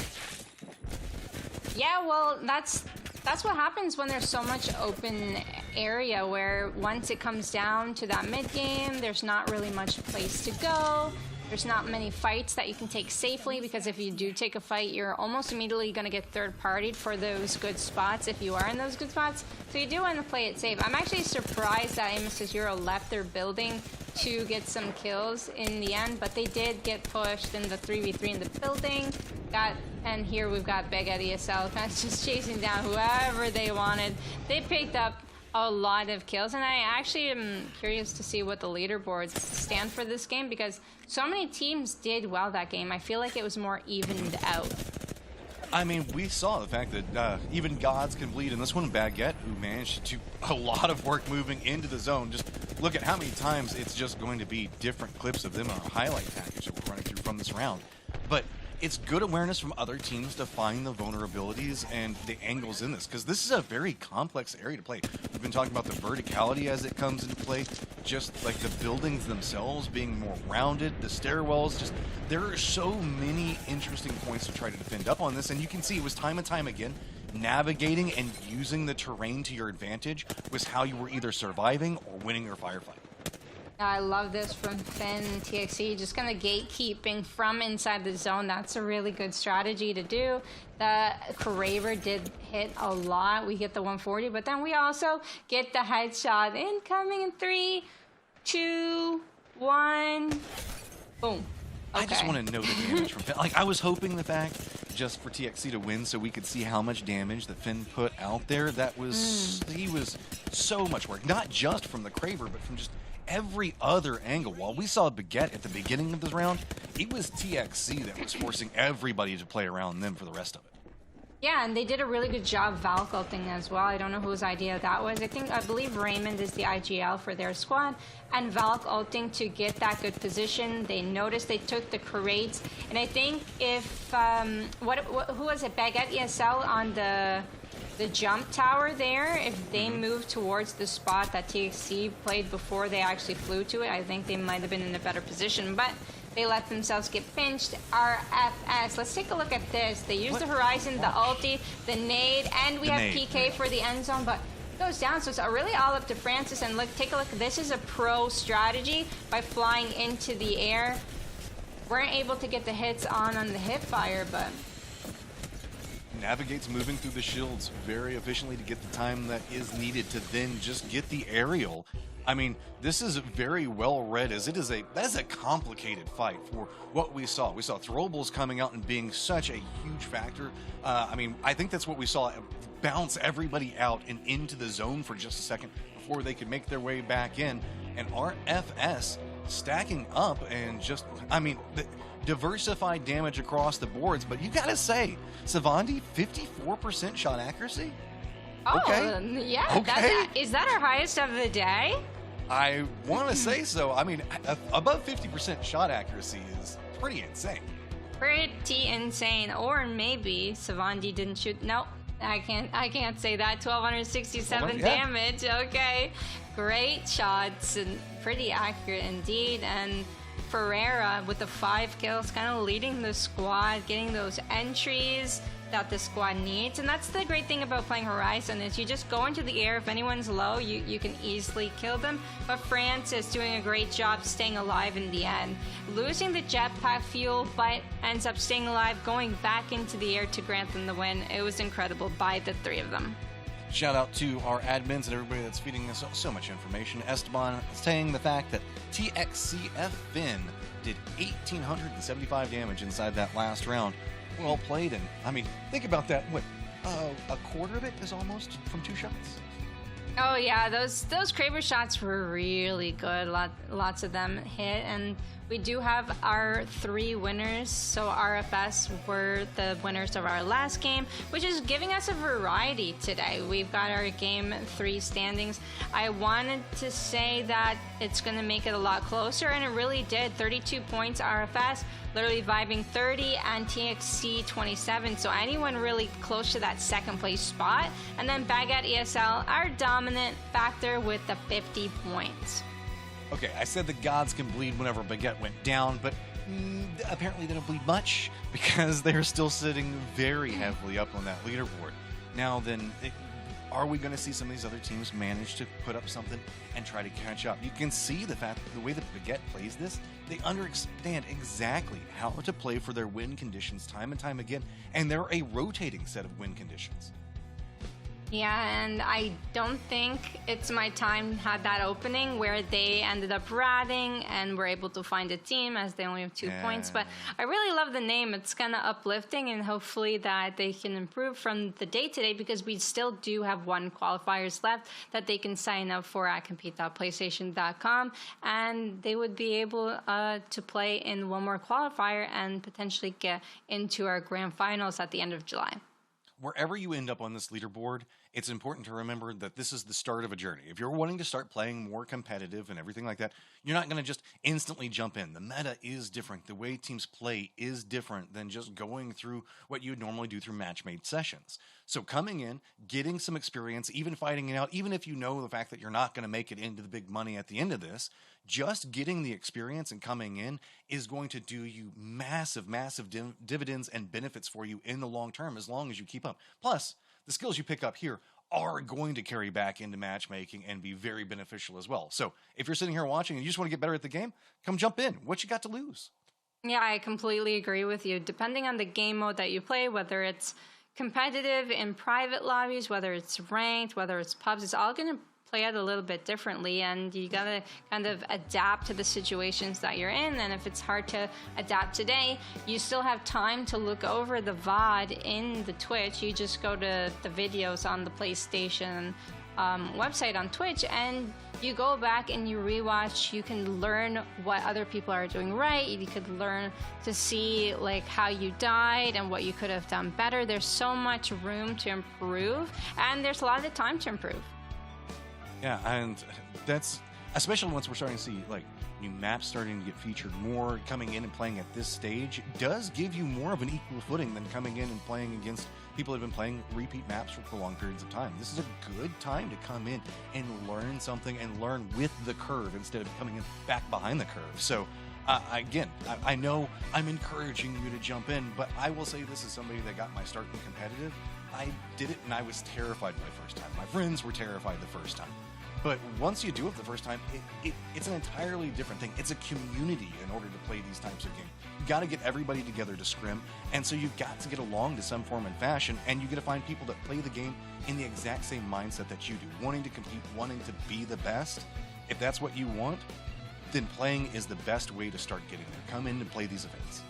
Yeah, and you may not be the best player, you may not be an Apex Predator, but you can always start somewhere. There are tournaments for every skill level, there's rank, there's a lot of resources to use, and getting the jitters out is really important. For me, that's kind of what holds me back when I play, is I think I play better when I play ranked because I'm more relaxed, I'm having fun, and then when I get in tournament mode, there's just something in my body that completely shocks, and that's why it's so important to continue to play in weekly tournaments or bi-weekly tournaments to get that experience, and so that you feel more comfortable in competitive environments, as you were saying. So get into your first tournament if you're watching right now. If you've got a PlayStation 4, hey, our tournaments are open, and we do have 1 more qualifiers left. Tell your friends if you have friends from EU or from NA, they can sign up for these ones, in particular the Apex ones, and they can play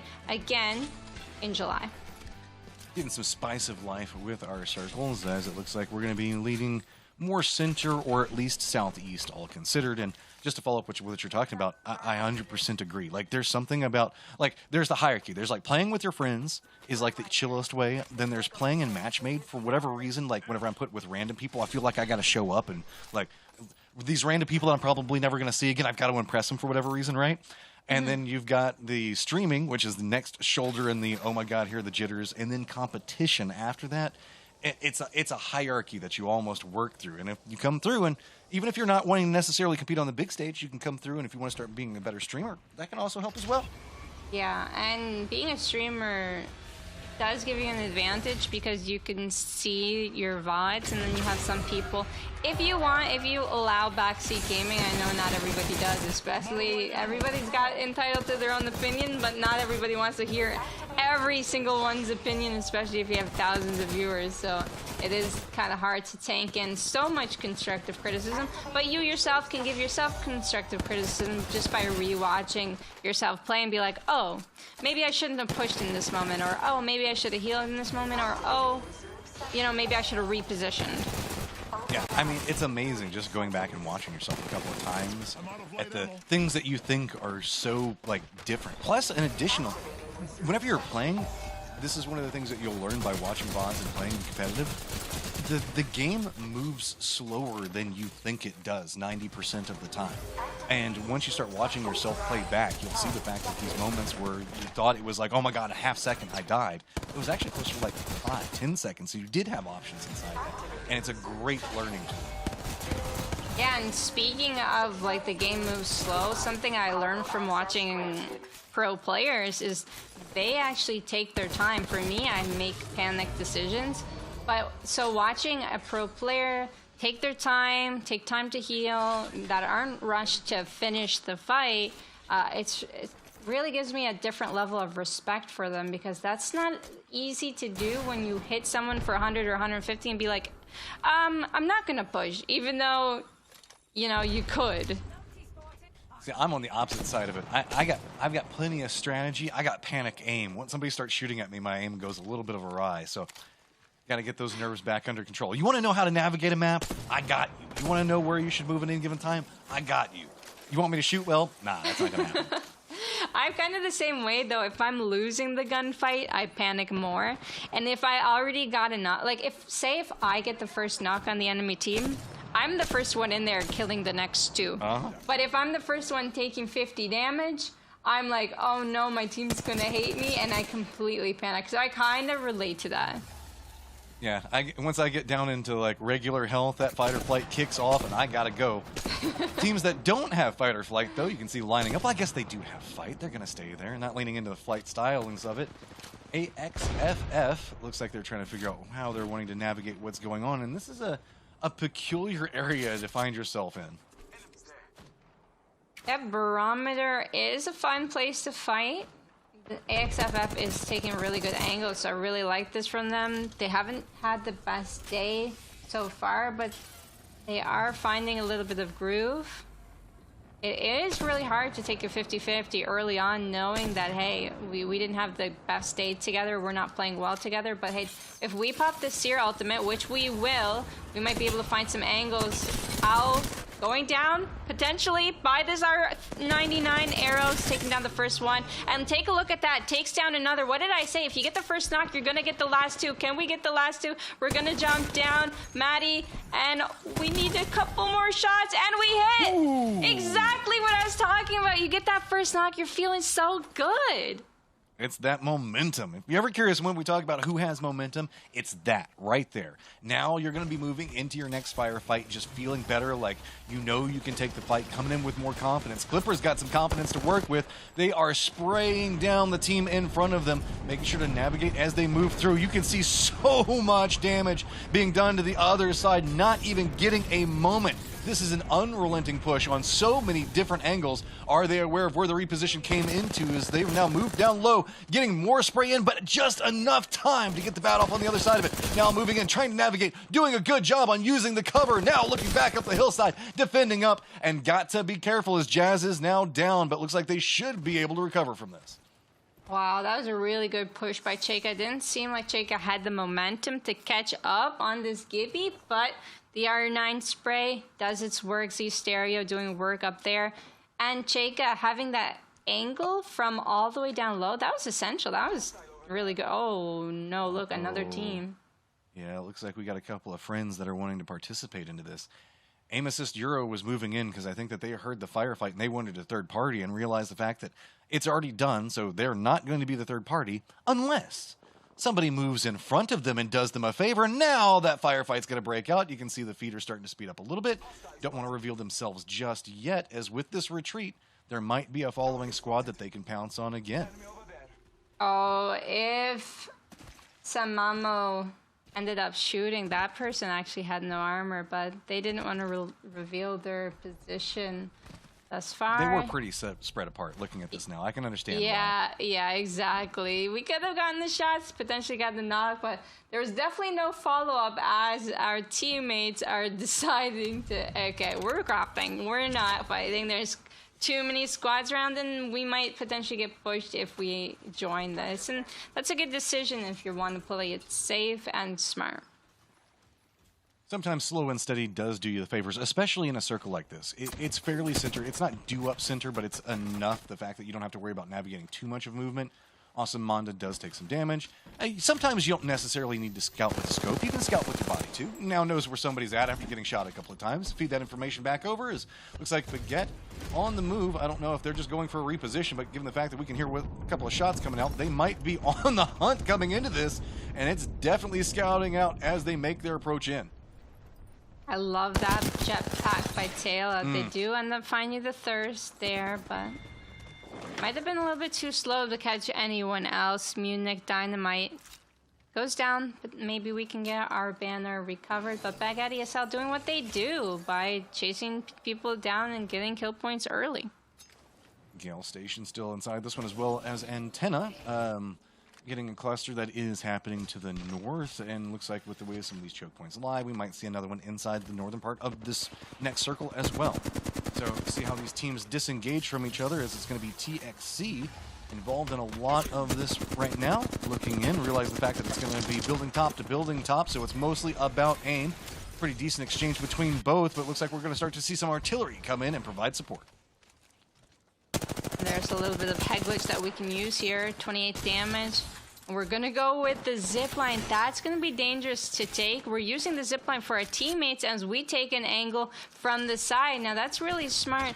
That's something a good Pathfinder does, is creating some support for their teammate while making a distraction on the side. Really like that by Finn. Finn is an exceptional player. Having to be careful. They don't want to aggress this too much, but they also don't want to relent too much at the time either. They want to make sure that this damage is stacking. That is a lot to put into this, but that is also a very complicated push to make. Playing in that second story of that location is such a problem, and how you want to move through it. That spiral staircase, I guess curved staircase, can cause a lot of problems. So TXC looks like they might just be content for taking their damage as it goes, and want to make sure that nobody is coming up back behind them, as that is a good awareness play. Is while they are up against the zone wall, they definitely want to make sure that nobody is going to be wrapping behind them. Yeah, and we were talking about patience earlier, and Finn output a little bit over 100 damage there, but didn't push up. Why? Because we could potentially be in end zone, because there was a Seer ultimate that we didn't want to get into, but oh my goodness, now take a look at the... I think they've created a plan here to try and take out the team inside. Doesn't seem like there's anyone around, so this might be a clean fight with no third parties. Finn not risking going down yet because that team has a caustic. It's really hard to fight a caustic team in a building. Yeah, and you can see that's why they're showing hesitation, making sure that the pitter-patter of their feet is revealing different points. And Finn says, this might just be too risky, might not be worth. That's probably going to be the retreat call, especially once you see the caustic starting to get more and more stacked. It's like everybody knows that the longer a caustic can stay in the building means the fact that the higher a chance it is when you make that push, you're going to die. So I like that. Get the read. So just step away from it. But a lot of teams, you can see, already starting to find the points that they're wanting to play from, starting to slow down a little bit at the stage. Still, 12 squads a lot. Oh, that's Munich. So they didn't end up getting Munich Spanner on the Bangalore, but we have maybe made a safe rotation. TXC is nearby, and TXC I don't believe have a scan character, so if they do make it up into the building in front of them, they could Watson it down and act as a 3-man team. I do hear a team nearby and gonna play it careful. They are gonna work well better in a building, so if they can get one of the buildings, it would be really good for them. Playing outside is not it. Yeah, especially whenever you're going to be outnumbered. You just want that anything that can give you more defense to work around, and especially with this comp. The two that are remaining right now, they just want to find the happiest home that they can ever live in, you know, just like kick on a fire, go ahead and start making dinner, just chill and wait for people to come to them, because that's where they're going to have probably the best benefit. And it looks like right now their home might be this little smidge. I mean, it's oceanfront property. It's got a pretty good view. And they might feel like it's too risky to walk up into one of those buildings, so they're going to play in the zone for now. As we have Baguette on the edge of the zone. You never know where this zone is pulling. Maybe if we see one more scan, be able to really give it a definite tell, but sometimes it could pull in either direction, towards Antenna, towards Gale, or towards the middle of the two. And we do have a crypto on our hand, going to scan the beacon in 17 seconds as the look of things, and that's why they're on edge. They see that beacon, they see a safe space, and they're gonna be able to have the most intel, but a little bit late of a rotation. Oh, coming right in with AXFF is now last. Dave is going to be the last one alive for his squad, trying to fight it through, and he's going to go down. And it's going to be Biohazard coming in a big way to pick that one up. Aim Assist Euro coming into a fight as well. Already going to have Mon to go down. Quick Sprays coming in retaliation on the other side of it is Carlotus also in some trouble, and this has just turned into a retreat to get away from a point and see if they can make sure that they got enough time like this, throw it out, see if anybody's chasing. Looks like the fight has calmed down. That was a ferocious three-way fight all of a sudden. It really was, and Carlotta is doing good damage. But this might not be good for them as TXC. They know that they're a duo, and they want to push up on this. It did good damage, but oh, take a look at that. They would prefer to play positioning.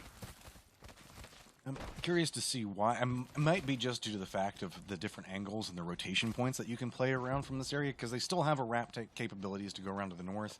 But I guess it's just going to be come down, get control over a compound, and it looks like everybody's still kind of caught up looking at the circular building up on the hillside there, so that's a pretty free rotation all considered. And it was indeed, but they, like we mentioned before, don't have a defensive character, so it might be hard to hold a building like this later on if people do end up flying in. Sarah Sutcliffe still on blue armor. Just gonna look to see if we could level that up. And Carlotes and Samamo, did they recover the banner? That's my question for now, because they might be able to get a revive. In. Wow, that is a ring with a lot of cliff facing inside of it. TXC feeling pretty good about their compound reposition, though, as now it's going to be teams wrapping down from the north, and 10 is going to lose a lot of its players. You can see they also do have a team way up in the northeast that's going to have to make a move of their own. And this is a big building that TXC is in, so it could potentially support multiple teams in here if they try to defend it up. It's all about how TXC is going to opt into trying to defend this, really. And you said it yourself. This is a Sonic gotta go fast squad, not a defend up squad. They do need a Watson or a Caustic to really feel secure. And because of the way this zone pulls, everyone is going to try and take a piece of that cake, that building. They did think that it was pulling more towards that Dragon Ball building, and they guessed it wrong. In a game like this, the zone can pull anywhere, and TXC is the only team in a building that could hold potentially 4 or 5 squads. But there's so many sneaky approaches into this building as well. You can see that the rocks that are around it do provide a pathing to get down to the wall. There's the outer wall as well, so it's far more complicated of an area to defend up, and it looks like that's why they're starting to try to spread out and see if maybe they can get some more information on what's going on around the Aim Assist Hero. Has a couple of friends that they're trying to contend up against, and now going to go ahead and blow out See if they can move through this one. Not showing too much aggression now, as it looks like they don't want to overextend this. Feels like they've got the cover and they've got the aim, so perfectly fine and perfectly content just staying where they're at. Got a really nice spray on color bucket. We got the thirst, so we're not too worried about pushing off on that. But we have another team kind of gatekeeping us from a really nice angle. Manda going down to 30 HP. Samamo doing great cover fire with this charge rifle, and this charge rifle doesn't have a stock, only 30 shots left inside of it. Don't know how we're gonna be able to reposition if not using a Wraith portal. It's our only way in. Yeah, and that's a no man's land that we were just talking about a second ago. This is going to be dangerous. You can see now pinging out the accelerants. Looks like they're trying to get everything prepped for this rotation, as it's going to be very, very complicated. Now looking at the buildings that are going to be the south of the circle, and you can see these guys are going to have to move, and it's going to get pretty feisty as they do so. At range, it's going to be Baguette that's starting to take some shots, but also going to get a knock to work with. Aim Assist still just trying to hold this one up, seeing if maybe they can get some KP out of any teams that are going to be rotating in, but it's all just a waiting game. Nobody wanting to make their move yet, as they are very aware. And they say, okay, that's it. If you're not coming to us, we're going to come to you. We realize that we need to finish this fight quickly. The ring's going to be moving anytime, so we need to dislodge you from this point. Yeah, that was really smart. Dundee is out. They cleared one team off their back. Oh, did we get another kill? We've got Stefan, we've got Dundee, and we had Color Bucket as a kill earlier, so that's 3 kills. And they do have to kind of clear their back for a nice free entry in. Maybe not a free entry in because it could be getting gate kept, but it would be hard to hold. Sarah Sutcliffe actually ended up going down. As we were talking about, this building is hard to hold. Finn going to dodge all these archstars, but gets stuck on the blocks here, and it's going to get scanned by us here. So the enemy team knows exactly where they are. They know exactly how low Finn is, and Finn is going to try and escape. Can Finn escape, though? There's nowhere to go. There's people everywhere. We saw Baguette that was trying to make the approach into this. TXC had this on lockdown. Now Finn all by himself trying to run out. But remember, this is outside the safe zone. This is just trying to get away. Luckily, using the firefight that's going on next to him as a distraction, I believe that we saw 4 teams now trying to take TXC's previous position. Now trying to come up, backstab out of the sieve. Maybe he can get some KP, does get some damage out of it. But are we going to see a quick turnaround continuing to harass, at least opening up the doors for another team to try to defend up? Now he just has got to go. Is he going to find somewhere that is going to be safe enough to go to as he's getting sprayed down? Now out in the ring, there is no options on this. There is no safety to be had. Where is he going to go? He's just going back to where he had to run away from a second ago. Is he going to be able to at least make it over there? And narrowly does. That was an incredible escape, and he's actually really safe for the time being because there's no one on the bottom floor of this side of the building. So really nice recovery, really nice rotation by Finn. He noticed that he could do a lot of damage on these teams fighting on the low ground, but prioritized repositioning, and that was really smart. Baguette ESL, they ended up winning that low ground fight, ended up picking up some more KP and securing themselves the bottom of this position. And they're going to have a really easy rotation in because there's so much cover to work with. There's a lot of boxes, there's the wall, and then there's the side of the building. So I think they're going to be okay on the rotation in. And Samamo, Carlotes, and Manda, they took the high ground, so they did end up clearing their back. Yeah, this is a lot of the names we've been talking about so far today all stacked up next to each other, literally vibing, trying to hold up, see if they can get some more points to contest up to the top of the leaderboard. Now looking up the stairwell, it's going to be just a constant peek back and forth. Everybody's nerves are now starting to stack up as they are aware of how tightly compacted this is going to be. Literally vibing, still looking around the outside. Got to be careful with this because we still have Baguette that is playing the rocks, but I think that they got shot at just a second ago, so literally vibing knows which side of the rocks that are being played, and is using that to actually get a lot more information than I thought would be. Okay, finally, Biohazard taking some shots. They're going to force him back in the first floor. We do have a lot of shield cells on this gold armor. I don't think we need any more loot. Picking up grenades would be super essential right now because of the end zone fights. Nades could potentially kill 3 or more people if the ring pulls down close enough to it. So you gotta look at that, and they do have the horizon to get into the air. They've got the crypto to crack almost everyone in, and they have the best building in this last zone. So as long as they can hold the bottom, they'll be okay. Taylor with the 1 clip though. Come on, y'all had the best building ever, and Taylor just does you like that. Man, Biohazard was doing so much around the outside of that, and Baguette just comes in. He makes that look easy. Taylor just absolutely demolished him. Now spotted out another team trying to come in. The ring's right back behind him. Getting the spray and can't survive, trying to dodge out the bullets. Not even taking that much damage, just unloading on what's going on around them. Now, the new kill leader steps away. They still have this outside wall, and Baguette is coming in with authority. Oh my goodness, a little bit of overlooting could cost you the game. This Pathfinder not going to survive. That was Finn going out. Zelda, Vig also getting taken down by Pere. And there's only 3 squads remaining, but all full squads. So we've got 1 squad outside the building, 1 in the top floor of the building, and then we've got Amos's Euro, who lost a member earlier to TXC, now out surviving TXC and potentially in one of the best buildings with a Gibraltar. This might be looking like their comeback today. I believe that the endpoint is going to be just on the opposite side of that outside wall, right between that and the cliff facing, which means that this is not going to have too much cover to work with. Hence why you see Mondo and the rest of the crew trying to play the crates around the outside of it, those boxes, see if they can get some space. Taylor leading into the high ground. Did them well for a while last time until they finally got dethroned from that top spot. But they have the tools to work around. Again, contemplating going for that back flank. I like the fact, always thirsty, Baguette, looking to see if they can pick up another KP, seeing if they can maybe get down some more shield damage, because they know every single bit that they manage to put in now makes the winning and the next couple of fights so much easier. They're pinging this rock. I think that's where they want to end up playing in the end. Got Amos's Euro. They have to work their way in. They've already used Dome, so they won't have Dome in the end game fight. That's actually going to be crucial, because if there's one more Gibraltar ultimate, they won't have any cover. They're getting naded. They're getting arc start. Oblix down to 10 HP. Perry's going to have to do something. We use EMP, but there was a Dome to be able to create cover for the other team. Perry now getting hit by the bombardment. As I was talking about, Taylor, last one remaining for his team. If Perry goes down, Perry does end up going down. This is not looking good. It's going to be a 3v3v1 right now.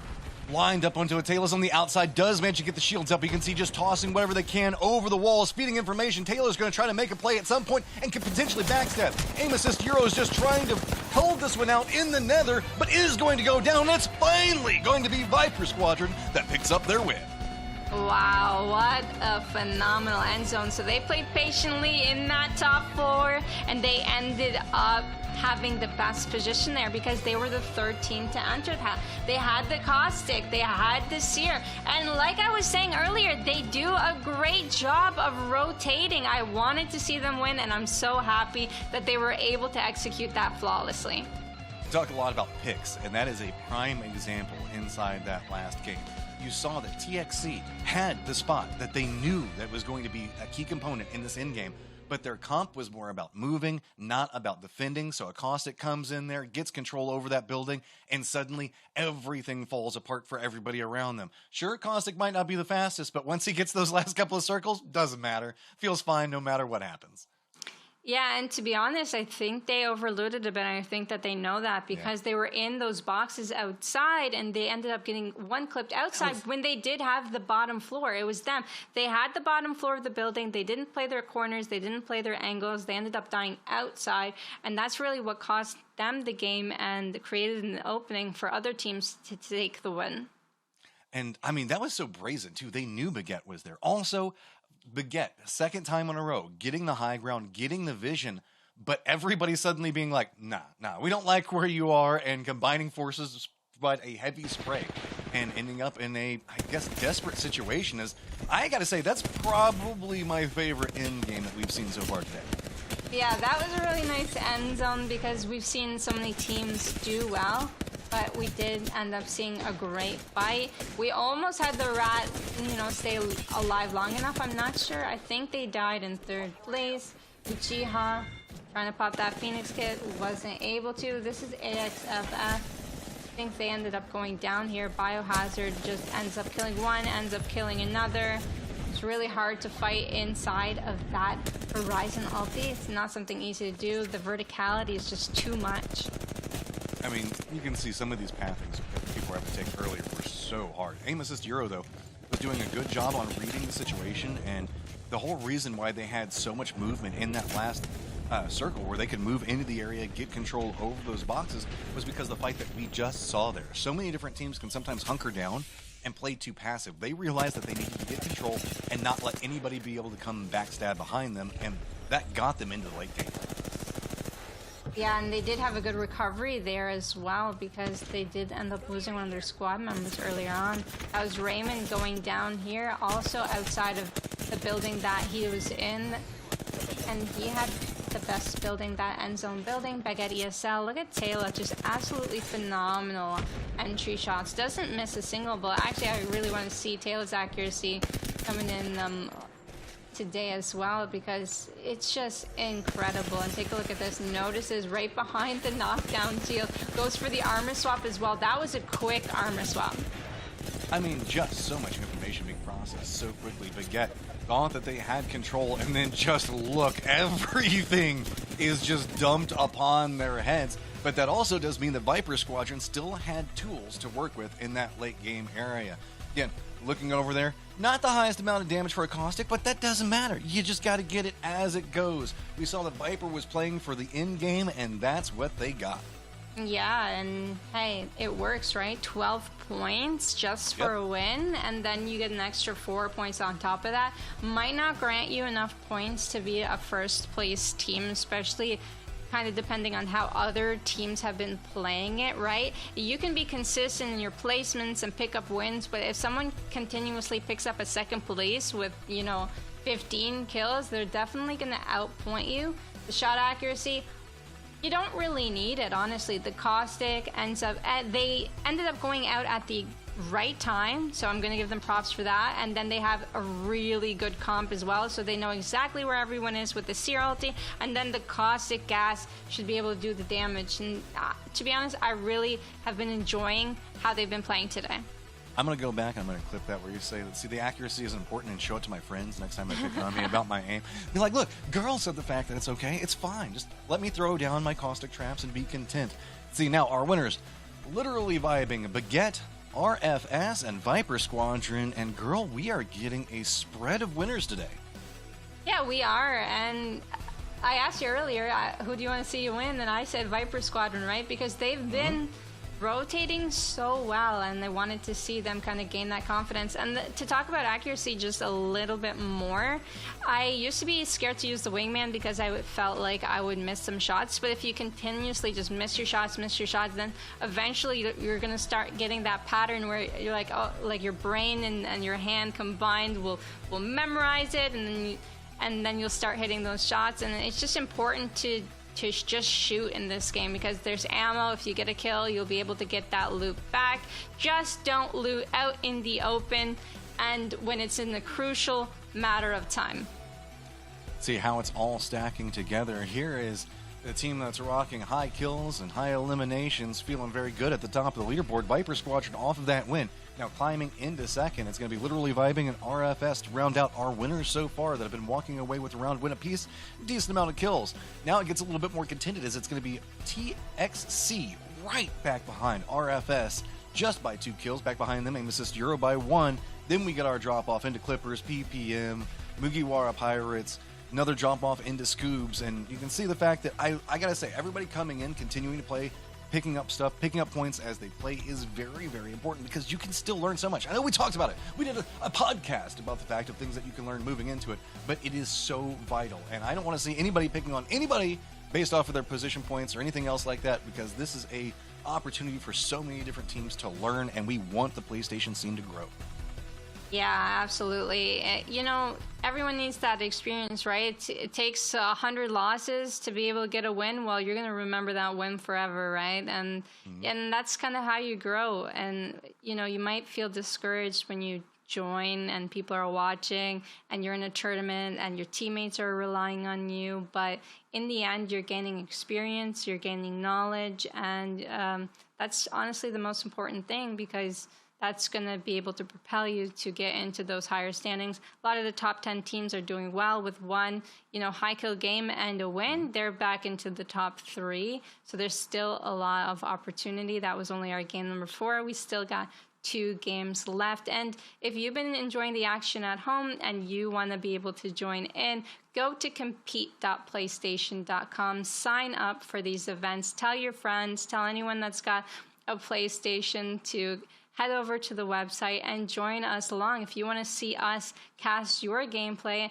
and show your friends that you are on the main page, then come on, go qualify and come on along and play. Anything you want to say before we hit a break, and we're going to be back for the last 2 games. Buckle up, get a drink, get a snack, get whatever it is you want, because you know these last 2 games are going to be absolutely phenomenal. I cannot wait. I know I'm going to be running to the restroom and right back, because we've been turning games fast. Make sure you are not gone too long and keep this open. See you soon.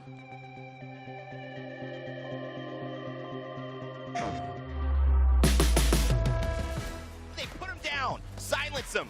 Welcome to the home of PlayStation Tournaments Apex Legends Esports. Get ready for all the Apex content you need to improve your game and win prizes in fast-paced, easy-to-join competitions. Look forward to exciting content to get you competition ready, including a monthly live show hosted by me, Rainday, where we'll discuss the latest in Apex, chat with some huge guests, recap the PlayStation tournaments, and much, much more. So far, so good. Videos that feature breakdowns, tips, and exciting interviews. And in-depth articles featuring news, ways to improve your game, and conversations with competition winners and esports insiders. So, like, follow, and subscribe for Apex Legends content. And visit the PlayStation Tournaments website, compete.playstation.com, to sign up for competitions. PlayStation. Calling all fighters. The PlayStation Tournament's FGC Arcade is back with the Summer Community Series starting this June. Let battle commence. Get ready for 6 weeks of scorching competition and awesome prizes across your favorite fighting games. Sign up in-game on your PS4 console or on the competition center at compete.playstation.com for your chance to win cash prizes and a round-trip ticket and competitor pass to EVO 2022. Think you're up for the challenge?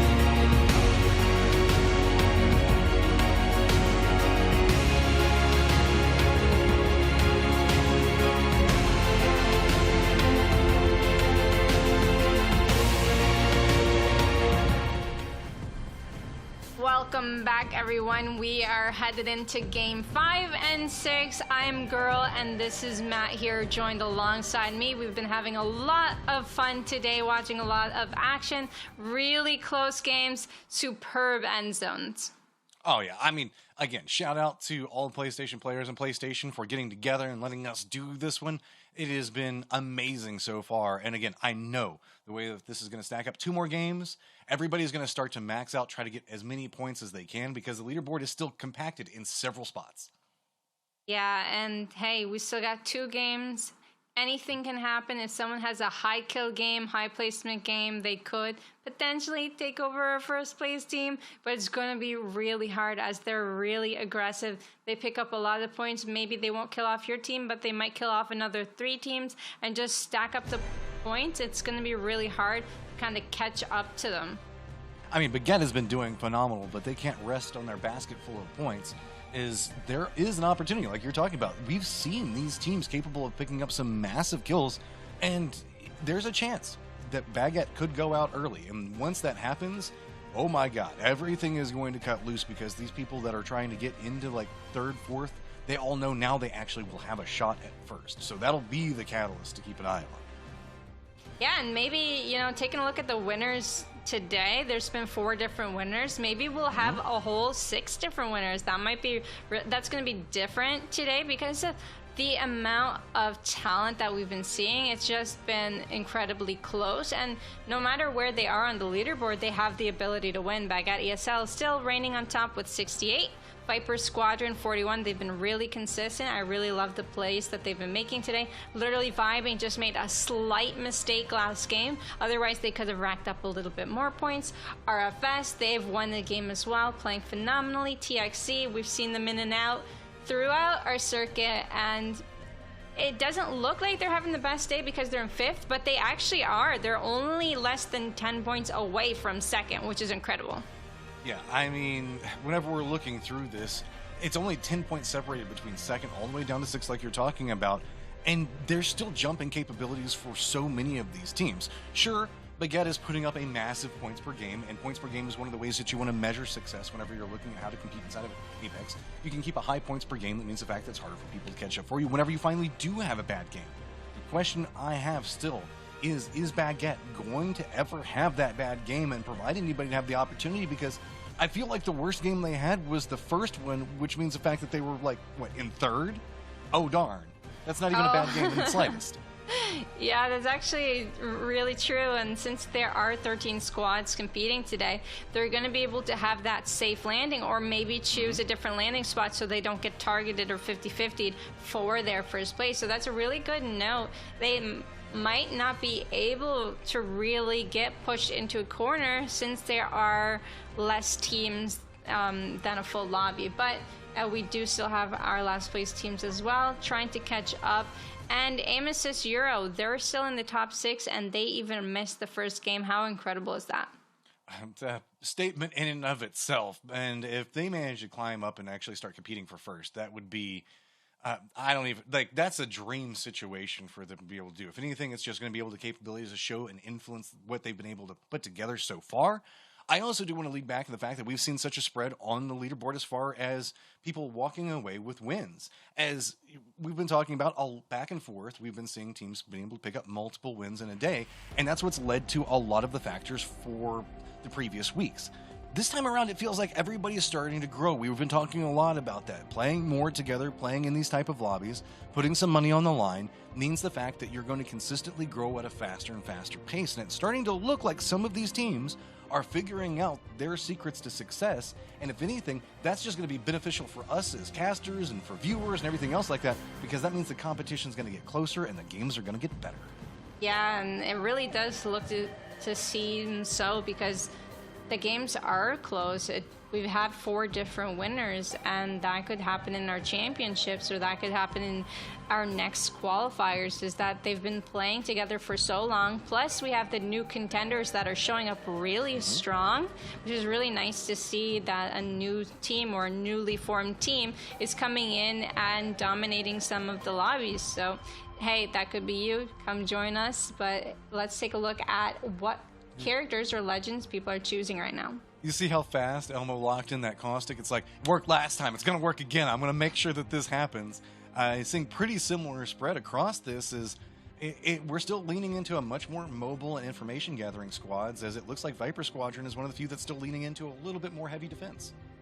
Yeah, and you know what? Play with whatever you're comfortable with, because that actually might end up working in the championships. Maybe teams won't be able to stomp lobbies, or maybe Baguette ESL won't be able to go ahead and kill every team that they see. Once it comes down to championships, people are playing a little bit more safer, people are playing a little bit more strong, and put together, maybe playing the passive in the late game will end up granting teams more points. You never know. Yeah, I mean, everything changes whenever we get to a championships situation, and so mindsets change, jitters get much higher. There's a lot of different factors moving in, and we often see people say, oh, well, you know, this is the quote-unquote best champion or the best legend in any given time, and this is true, but if you're bad at it, it doesn't matter how good it is if you don't use it properly. Like, you often see people just consistently chase after whatever the most meta and best thing is at the time. And if you just suck with that weapon or you suck with that legend, then it doesn't matter how meta efficient it is. You're still going to lose. Play with what you're good at least at the start, or at least until you feel comfortable with every single legend. You just gave me a little sad throwback, as I was playing ranked the other day and I wanted to change my legend to Seer. And my teammate was like, you're not the best Seer. I'm like, but Seer's a great character, but you're not the best at him. And you literally just wrote down my last week's, story. At least you have a good enough friend to tell you that. Like, I play with people sometimes that are just like, yeah, play whatever you want. And you know that, like, sometimes I wish somebody would be like, Matt, don't do that. That's bad. You're bad. You're just going to throw the entirety of the game. I'm fine with being brutalized. You're bad. Yeah, it's fine. I can take it, see? No, you want to uplift your teammates. You want to give them confidence, even if it's a little false. But you can also give them constructive criticism, like, hey, you could have done this better. Or, have it be constructive, not just, like, demotivating. I've seen TSM comms before. I know how they work. That's true. They are a little bit blunt when things go awry. It's like, but hey. She is right, guys. I'm just bantering. I'm bantering. Don't go around being like, you're bad, and tell all your best friends that are playing the game with you, because suddenly you're going to find yourself doing matchmaking instead of playing with the friends pretty quick. You're going to be solo queuing, and that's not the best experience. I'm not going to say worst experience, but I might say worst experience, but definitely not the best experience, as it is so hard to play in a team-based game as a solo, maybe not even knowing the language that your teammates are speaking or communicating with. If you find a duo that's speaking in French when you don't know French, it's not the easiest experience for sure. Well, it's my time. It's now or never. 2 more games left. Let's see if they can manage to pull it together. And looks like they're at least going to be able to get 2 of their players away. I think that we saw that they did lose 1 earlier. It's going to be AXFF, who have been active in a lot of these firefights, but just haven't been able to get the clean, I guess, mid-game firefight that they want so desperately in order to get them that position to where they can, like, assault the end game as efficiently as they want to. That being said, the earlier sections of this game, they are quite confident in. Yeah, they sure are, and they have that experience fighting in Barometer, as Barometer is one of those POIs that consistently just gets 50-50, but it's so hard aggressing on the high ground team, and that's Perry taking down David. Not a place you want to see, and it's not something you want for your team, but everyone going to the low ground, bombardment going through, we're trying to get a re-knock here. Oh, that was just sneaky coming in back behind it. AXF now in a lot of trouble. Last Hero's the last one up, but he's got the aim to compete, trying to make sure he can keep himself alive, and he is the hope for his teammates. Got to be very, very careful through now. Information being fed around both sides. You can see crawls coming out that might reveal the position for the enemy on the opposite side of it. Euros already going to have the idea on how to work around it, and it is going to be a very close fight. Euros, no shield to work with, but gets the spray onto the other side. Now, health evened up. Is Euros going to be able to set for it? And instead, no, goes for a bat. And are we going to see a reset on both sides? And it looks like it's going to be a retreat from the other side, so now reses can come into play. Now looking into it, still trying to see if they can get some more. Shield now up. Gonna see if they're gonna go out for the thirsts onto this. One's gonna drop down, and that should definitely reveal position. And you've got to be so careful when you're crawling back in. You're essentially letting everybody know where that last solo is. The issue is it's a hard point to push into this, and now seeing which side he wants to assault this on. Not getting any vision around there. This could be a dangerous drop back down. Full-on lineup up for AXFF, and there you go. Finally picks it up in the end. They're going to pick up their kills and should be able to reset. Wow, what a nice clutch fight. That's going to be good for them, for their points. Maybe making it to top 10 today. TXC, although in a little bit of a pickle. That's the great thing about Horizon. You could just juke your opponent. Nice shots coming in. And wow. Woo. An immediate knock onto Color Bucket. That's not going to feel good for him as Raymond and his team pick up another kill. TXC finding their comfort more and more, and we were saying the fact that teams know that they need to start gathering whatever points that they can. So this is going to be the stage. Earlier fights are going to become much more important and highly impactful. People trying to scrap for any form of survival, you've got to be very risk aware in every situation coming up. Even if you're a team like Baguette that's at the top of the leaderboard, now people are going to be playing much heavier because they know 1 to 2 points might be the differentiation between placement points all considered. So not going to try to let anything slip through their fingers. Man, now Dundee's going down. It's just not a great position to be in, just fighting TXC off drop. They're really good at those 50-50s, and they're really comfortable. I don't know if you noticed, but TXC like to land in like a few different positions. It's either fish farms or launch pad, I guess whatever has the best loot, and they are pretty aggressive off that drop. So Baguette SL though, they're going to near in. They're coming into that end zone as they've scanned the beacon already. The R301 with the 3X car. I really love this loadout. It was a very consistent loadout. I've been playing the PK recently, and it just hasn't been as consistent for me as I've been hitting for 9 damage in some shots, and that's the saddest thing. I'm like, if I had a car, that would never happen. Running back car 301. It's kind of one of the de factos. I feel so much more comfortable in the situation with that loadout. Speaking of comfortable situations, Launchpad Antenna and kind of got the river that's running through there as well is going to be the next set of circle that we're going to be looking at. So a lot of very cool circle opportunities. And I like the fact that we're seeing variances on this. And is he going to be able to hit that? Did the throw give him enough height for it? I think so. Might hit, but easily dodgeable, I guess, from up top. And I don't know if Taylor wants to aggress on this or is even going to try. Oh, so we do have Horizon. Take a look at this. They might queue up, all 3 of them, and then shoot them kind of from the edge of this stick here. So, has Taylor seen a fight Taylor does not want? I don't know, just runs in. Door is going to provide barricade for most of what's going to be going on. Now it becomes a, I guess, awkward standoff where it's just a very clean path. The door is going to open. Taylor's going to unload and going to be able to get away with that. I almost thought that might be a problem stepping out of that, but still sitting on about half life. Are we going to see assault from the opposite side? Looks like that's going to be what's going to be going on. Might buy enough time for Taylor to go ahead and get reset. And yep, throwables on both sides. And this is a very awkward standoff between everybody, but it's just going to be Taylor again finding the damage. Taylor is not someone I want to go up against in my games. Like, why not against 2 and ends up getting the knock and getting out? Like, that's absolutely crazy. Perry winning the PK shot against Elmo. It looks like they're going to take this home and take all of those points with them, granting them access to the high ground of potentially an end zone situation here.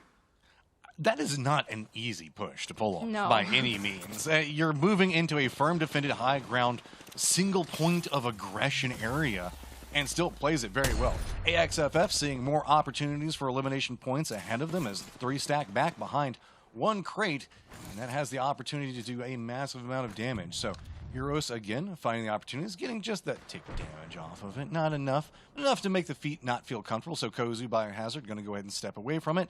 And I think that we might see a more aggressive play on the opposite side, as it looks like Kozu is moving in, and Eros might have an idea on that, so now going to retreat back up to teammates. Oh, that's a nice recovery that they've gotten here on the edge. They're taking high ground, the barometer. We have a beacon. It looks like we could maybe scan if we want to, or go ahead and take that fight. Got the 30-30 repeater, which is great for long range damage. You know what? I have a new favorite gun every day or every week, so I hate saying, oh, it's one of my favorite guns, because I quickly move on from each gun. Like, I hate the R99 right now. I like the car right now. I used to play the 30-30 repeater a lot, but I move on to the charge rifle. I don't know if you get that, but that's certainly something with me, for sure. Variety is the spice of life. There are certain guns that I know that I'm better with, but as I said, I wish some teammates would tell me sometimes whenever I'm bad with stuff, because I do kind of have like ADD when it comes to guns as well. It's like, ooh, I kind of just want to play with this today. And I mean, it makes it fun. That's one of the reasons why all the guns exist, is the fact that getting different spices, figuring out the strengths and the ways to play them also modifies your play style. So I kind of enjoy that same thing. You know, like, it's great to be great at a sniper in a 301, but at the same time, it's also kind of fun to get something a little bit more close range, get up in somebody's face. Just depends on the day, right? Yeah, absolutely. And a big shout out to the developers as well, because Apex Legends really took a shift. Like, you used to only play like a maximum of 4 different weapons, or maybe even 2. Like, you always be playing Peacekeeper, right? Or Mastiff, or Eva 8, whatever was the most OP shotgun at the time. But now people are running without shotguns, as well as the legend meta. Like, you only used to play 3 legends, and now almost every legend is viable, which makes Apex such a great game to watch and a great game to play. And also a consistently evolving meta between the legends that are coming out and the variations that are happening with guns means the fact that strategies also have to constantly shift around. And again, that's one of the reasons this game is so fun, is you get to play to your strengths, figure out what you're good at. And so maybe you're not the best sniper. Too bad, so sad. You can find different ways to play around that and find what your strength is. Like, if you're like me and don't have the best aim, maybe you could just play more support tanky style characters and find your victories through that. Or let's say you do have the aim. Play fast, play loose, play somebody that's maneuverable. And that's one of the things I think that makes Apex so fun to play, is the fact that you just kind of get to play the way that you feel that you want to play that day, or play for your own success. Yeah, that's so true. I never even thought of it like that. You do whatever you want in that moment. I'm kind of like you, where you know, each day I'm feeling a little bit different. Sometimes I like to play so incredibly passive, like we've seen some of the teams in this game, and then sometimes I like to play, I'm tired of sitting 15 minutes in end zone and not getting any kills. I want a W key, and I don't even care if I win. Some people might hate that, but it actually makes the game a lot more fun, especially if you're playing all day, every day. H-A-H-S. A-H-S! Oh, no. Oh, man, that's rough. It looks like, I think that we've got the Mugiwara Pirates on the other side of it, although I think that's an Uchiha on their team, and I don't know how those two work together, but AHS just trying to retreat away. It looks like they might be able to get around. Oh, no! That rock might spell their undoing, but it looks like he does manage to navigate, and now it's just trying to get down this hillside as fast as possible. Oh, look at how much the bombardment has done. Capitana was actually like 30-40 HP, so it really slowed down the team chasing him, even though he ended up hitting that rock for a second. The bombardment was just so good. And they are getting chased a little bit. Oh, Ghost Stuff actually did ended up getting caught down and chased down, so it's all up to Fighter to get that placement point for their team. Yeah, and this is already a stacked up circle, and if you're a solo, let's be honest, running the direction of where Baguette is probably not the best way to survive. We've got the eye in the sky, and we know that, but unfortunately they do not. Zamando and the rest of the crew looks like they're doing a good job at holding back 2 different squads based off of the maneuverability, but it looks like TXC might be moving in back behind them to make this a little bit more of a complicated firefight. It's going to be a hard zone to kind of enter here, as there are teams just holding them out. COA looking to try and get that entry. 3x on the charge rifle. Can we spot the Bloodhound on top? We do spot the Bloodhound, but Bloodhound gets away. We do have Bangalore, so we might be able to see an ultimate to kind of close the gap. See, now it's just going to be Raymond and the squad that's holding down. It's going to be the next circle, so Firefighting now starting to break down in the choke points as it's just very minimal ways to move through this. COA now looking through up that hillside. Got to be careful as they have some vulnerabilities off their side. I like the fact that they're going to go ahead and move to low ground, hop down in the water, try to get away from this, as it's going to be a lot of corner point navigations just to try to see if you can get away from these firing lines. As while they're at a good place now, sooner or later they're going to have to peek back up out of this, and we got a couple of people that are holding down serious high ground advantage. And it looks to me on the map, Launchpad, so it's pulling a little bit towards Launchpad. So TXC has a nice spot kind of outside of that zone on the outer edge, but Launchpad teams might have the advantage once it comes down to the wire and the zone pulls a little bit smaller. Baguette ESL being one of them, playing in that Launchpad area and have the height over everyone else. Taking a look at Taylor, having a little fun here. Nice makeup worn today by Valkyrie. Love the brows. Is that like a dominance play for whoever gets the shot call? You just get in the other person's face and start meleeing? Not being like, I get to choose where we go next. Is it like a variation of paper, rock, scissors or something? No, I think they're just a little bit bored because they have one of the best positions. They can't really do anything with it until people start actually showing up. And they, oh my goodness, and speaking of showing up, Baguette ESL Taylor just found a team that showed up right near them. And take a look at how wide this angle Taylor is going for. I love this. Get a couple of shots in one. Now sneak up back behind. Give them no reprieve. No safety to be had. Jumps down and is like, hey, I got this. You jump down on the other side. Crossfire to pin it together. Not even losing shields yet. And this is just sprayed together. Finally, Taylor starting to get threatened. But I think it's coming just too late. Manages to survive through. And you said few things are scarier than somebody that's been sitting in the center of a circle for 15 minutes when they want a W key. It gets one of those teams. Yep, they were bored indeed, and they found their prey and ended up surrounding them and wiping them out. That was so well played. The communication on that team is beyond me. The way that they can trust Taylor to go and surround them through the back. And Taylor actually survived with 1 HP because Obelix had his back. Munich, on the other hand, doesn't have his teammates back as he's not able to because they got pinched in the corner and struck down into death boxes in that corner. This has been a prolonged firefight for a while now with TXC just trying to hold this. No real need for a committal out anyway. They are inside the safe zone, so they're just trying to make sure that they avoid anybody getting near them. But they are in the safe zone with a Kraber, and not the cleanest of sight lines, but there are some high ground points to be played, and that might spell doom for somebody if they're not careful. I love that Finn consistently has Kraber. Like, dibs.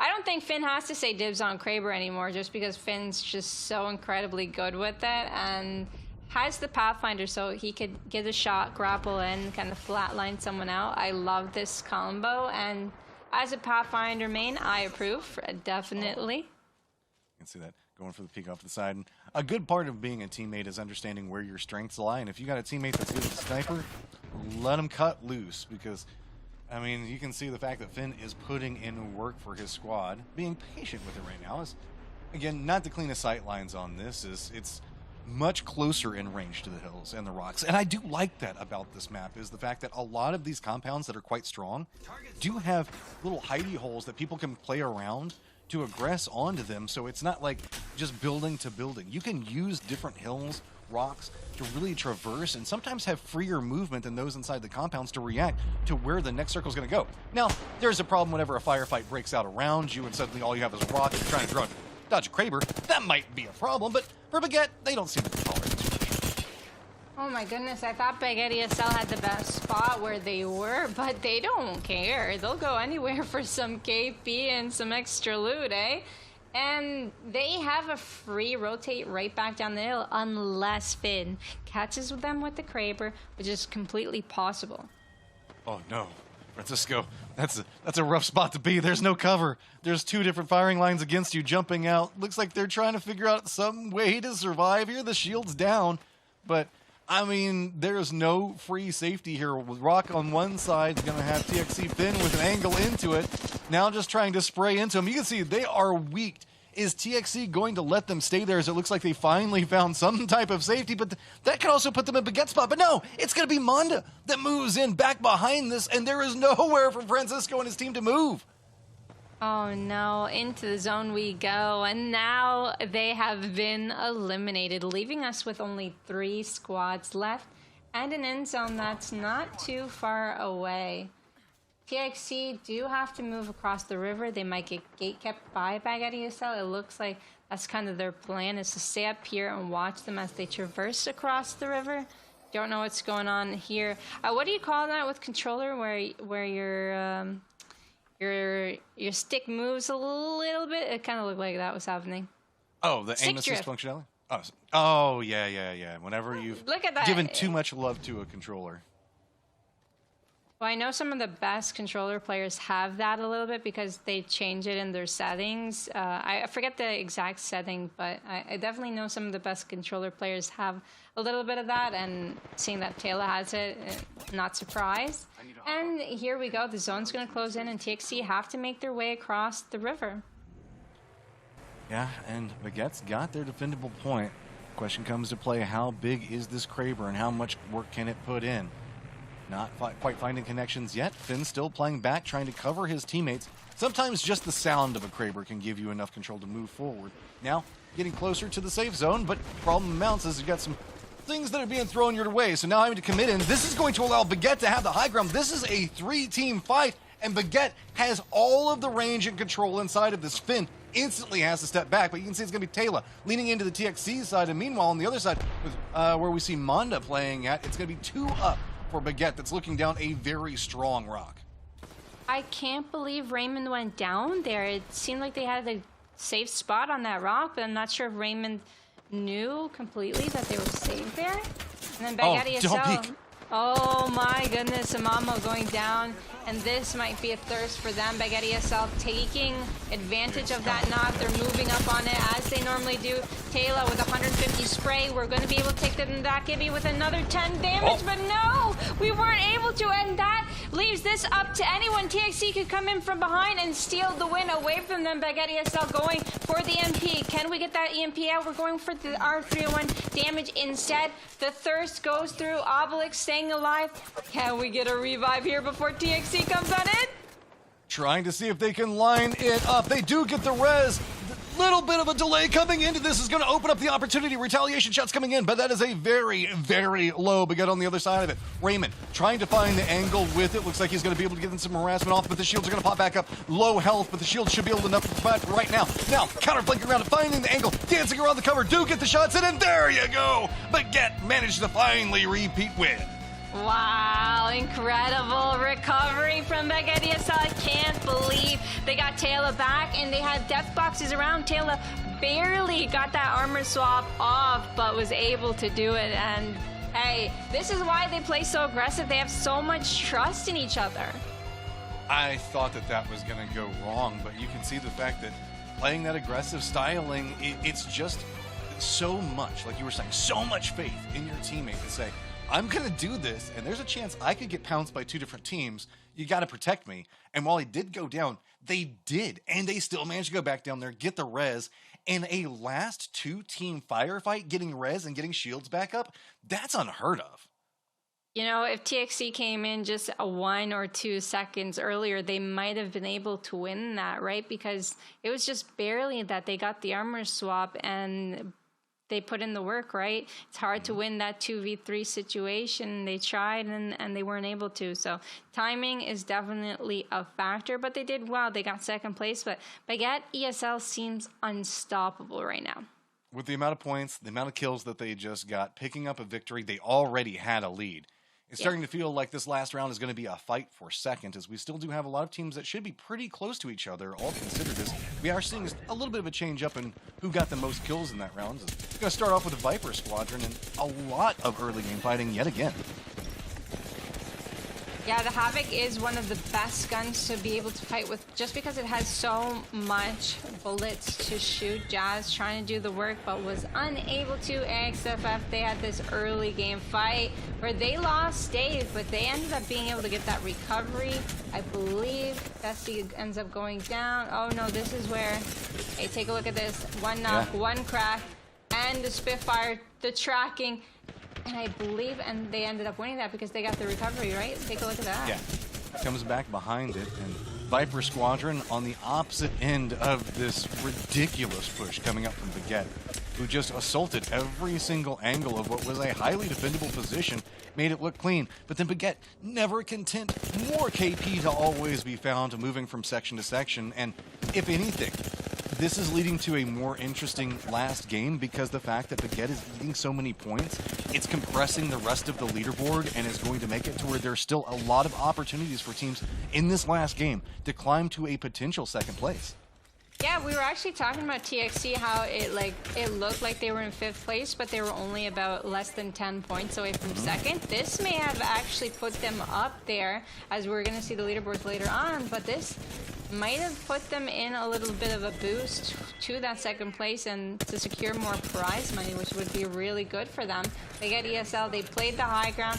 I wasn't sure if the high ground was the play here, and then Tail ended up going down in pursuit, but Tail just did so much damage that it was almost so simple for his team to be able to clean that up. 10 HP on Carlotes. Carlotes does take him down because Taylor fights till the death. That little shimmy that Taylor did just to dodge that extra little bit of damage to get a return shot, to get a knock, is so influential. These little moments that where you can just survive for an extra half second, really open up the doors for the rest of your team in the way that they handle it. And on a team like we're looking with Baguette, you can't give them a half second. You can't give them that opportunity. You can't even give them a quarter of a second because they will respond and really turn a fight around. Yeah, and they have. So Baguette ESL seems unstoppable. We need to tell our friends about these tournaments because we need, a little bit of a rival or an enemy to come in and kind of take that spot from them. But they've been doing exceptionally well. And maybe these teams do have to take a little bit kind of notes because they get so many kills that it's going to be hard to catch up. Whether you get 1 win, whether you get 2 wins, it's still so hard to catch up because they are able to win games and produce so much points by eliminating a lot of people along the way. Yeah, I mean, this last game, it's all or nothing, especially if you're a team that's at the very bottom of the leaderboard. Do what you can, right?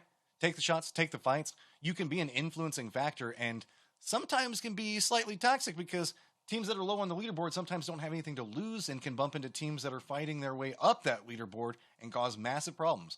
Just because you're at the bottom of the leaderboard doesn't mean that you're always going to lose a firefight, and every team on this leaderboard in this last game needs to remember that. Is there any kind of advice or strategies you would recommend for these teams to be able to do a bit better in our next qualifiers? Because I know they have an either or play style, either try and fight early or try and go for late game positioning. Do you think they need a bit of both? I would say right now it would be trying to figure out specifically the macro and how your team wants to play and rotate. That's a big factor for this, specifically hardening down and figuring out your drop spots, cleaning up those as fast as possible so that way you can move into circles that don't favor you, or figuring out how to best defend in circles that do favor you. That's something we don't get a chance to talk about a lot. If you're a team that drops somewhere and it's your de facto drop spot and the circle drops on you, that sometimes is more complicated than actually chasing the circle because you have to figure out how to respond to everybody that's going to be coming to you. Yeah, absolutely. And take a look at this Master Circuit Champ Squad.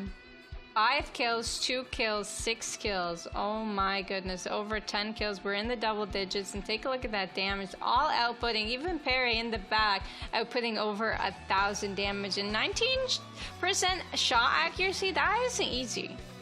Yeah, especially whenever you're flying around and landing and doing all of the stuff that Taylor is doing. I mean, we saw Taylor take off and land on a catwalk to take a firefight, and that's not necessarily the easiest way to pick up a high accuracy, to say the least. But yeah, you can see winning our last round, the only team with 2 at this stage, literally vibing. RFS and Viper Squadron going to be the other teams that are rounding out. The question comes to play, are we going to see another repeat? Can Baguette get a third one? Can another team pick up a second, or could we finally see a new winner? Well, we have seen Baguette ESL do it before where they've gotten 3 wins. And take a look at this, almost 100 points. They're only 7 points off that triple-digit point total score. TXC, like I was saying, we're so close to second, and they have actually made it there. Really proud of them. And aim assist, Euro, missing our first game and only 1 point away from second. This is looking like a juicy last game. We've only got one game left to play. Viper Squadron also only 2 points behind. Two teams doubling in our 40 digits, literally vibing in RFS. Both teams that have won. Clippers falling a bit behind. Mugiwara Pirates a bit behind. It's gonna come down to the wire to see who gets first through fourth. Second through fourth. I'm just astounded. Baguette almost double the points of TXC, and TXC has been active and involved in a lot of stuff. Like you're talking about Euro and their climb that they've managed to put through here, but I mean, 2 squad wipes can pretty much move you from 6th into 2nd, and just a couple placement points. There is still an opportunity. Clippers has been making it to the late game repeatedly, but just hasn't been able to find their game yet. There is a chance that they could also do a massive surge because, I mean, if you win a round, that's 12 points. That's an easy way to catch up to these teams that are only 15 points ahead of you. Yeah, absolutely. And Just win, staying Forehead, alive right? is one thing. Just win. It's that easy, right? I mean, anyone can do it, right? But yeah, no, it takes a lot of strategy to be able to pull something off like that. That's why you see a lot of these teams like Baguette ESL scanning late. They're playing edge, they're scanning late, and then they're fighting their way through everyone in the lobby and making their way into the end zone. So scanning late has been kind of their strategy into it, but we have seen some teams rotate early on and end up getting wins as well and getting into good positions. Honestly, it comes down to where is this ending in our last and final map? Is it in a good position for some of these teams, or is it in a really far away position for our top 5, top 6, top 7 teams? I'm an agent of chaos and believe that chaos is a ladder that teams can climb. So I'm hoping it's just crazy. It goes somewhere that nobody is expecting it to, because that's whenever you get the really, really fun games. I know players don't like it. They want like the much more centered, controlled circles and everything else like that. I want to see who's the best of the best, because when you have to respond to just crazy circles and crazy situations, that's whenever it showcases who can team communicate the best, who can come up with the best strategies on the fly, and really showcase who could be the best Apex legend, all considered. I do want to follow up on one quick thing before we get into the game. You asked me a second ago what somebody could be picking up. Look at what Baguette's doing, and specifically information gathering. I feel that's one of the things that we're seeing some of our teams suffer with, specifically like hiding in cubby holes and doing stuff like that. You can't see what's going on. You see, Baguette will move into a high ground point, watch, see where people are moving around them, then choose to try to jump in and get some type of play out of it, or see if maybe they can hurt another team in there. Just using the information can be so valuable. Make sure that you're just not always pulling the trigger on everything that moves, and figure out how you want to aggress the fight. It's actually really true. Now looking back, like the memories are coming into my mind, and they're normally in that high ground position. They can see everything, so they know they're not instantly getting third-partied if they can get a free knock and then a free squad wipe. No one's ever going to really challenge them, right? If they can just take out one for free, and they like to slide down on their opponent, see if they're in corners, get that entry damage. And even in our last game, they had the low ground, and they decided to execute this strategy and plan that ended up in their favor. I can't believe Taylor ended up surviving that. I'm still astounded, but hey, whenever you've got the confidence and you've got the points to play around with, you can kind of do whatever you want. And that is a problem for the rest of the lobby, because they can do whatever they want, and they can take the fights as they do so choose. And that's going to be a problem for everyone else to have to deal with. As again, we're going to see the champion squad, and Taylor obviously playing with Mannequin. So there's so much here on the line right now. This is our last and final game. It is not time to make any small mistakes, as it could just change the outcome of the leaderboards here. So will we be seeing some 50-50s? I know TXC likes landing fish farms or Launchpad, and they both do have crafting at the moment. So it's going to be interesting to see what they decide to land in. Yeah, I mean, we're seeing a pretty centered circle, so this should be something that most people are fairly familiar with. With this, like, peak that happens at the center of this map, sometimes it makes it to where you make a quick jump out and you don't realize that you're jumping with people just due to the nature of the beast before you end up so close. So, no surprise that we're seeing a couple of later drops, and specifically in Baguette, who feels like they're wanting to be the responsive squad, making sure that nobody opts to hot drop them. Yeah, I mean, and they had a really good ship, right? They were the last ones that were able to drop out, and they typically land lightning runs, so it's actually really good for them that the ship started from the south going up to the north. Taking a look at this Stormcatcher outside command center area, which is where it's going to end. It's either going to pull like below Stormcatcher or to the west of it. I am guessing those are the only two options, and doesn't typically pull downwards in a circle like this, typically pulls upwards. But we can huddle. Although Stormcatcher could be fun, nobody's in Stormcatcher right now, or Command Center, so everything's potentially free. And this is one of the reasons why you also want to make sure that you're getting like very fast loot sections, so that way whenever you end up with circles like this that nobody's in, you can be a beneficiary of that. We can see that most of our teams shouldn't have too hard of an approach. I mean, Last Heroes and the rest of the crew are going to have a team that moves away from them. Dominus is going to have the Legend next to them. So, but no committals on any type of fight should have to happen at any given stage in the near future, as I think that most people can do wide wraps around into point. Yeah, they definitely can, but the later you get there, the harder it's going to be, just because, well, take a look, there's so much open area south and west of it that it might just take a Valk ult to get there, and if you don't have a Valk, it's going to be hard.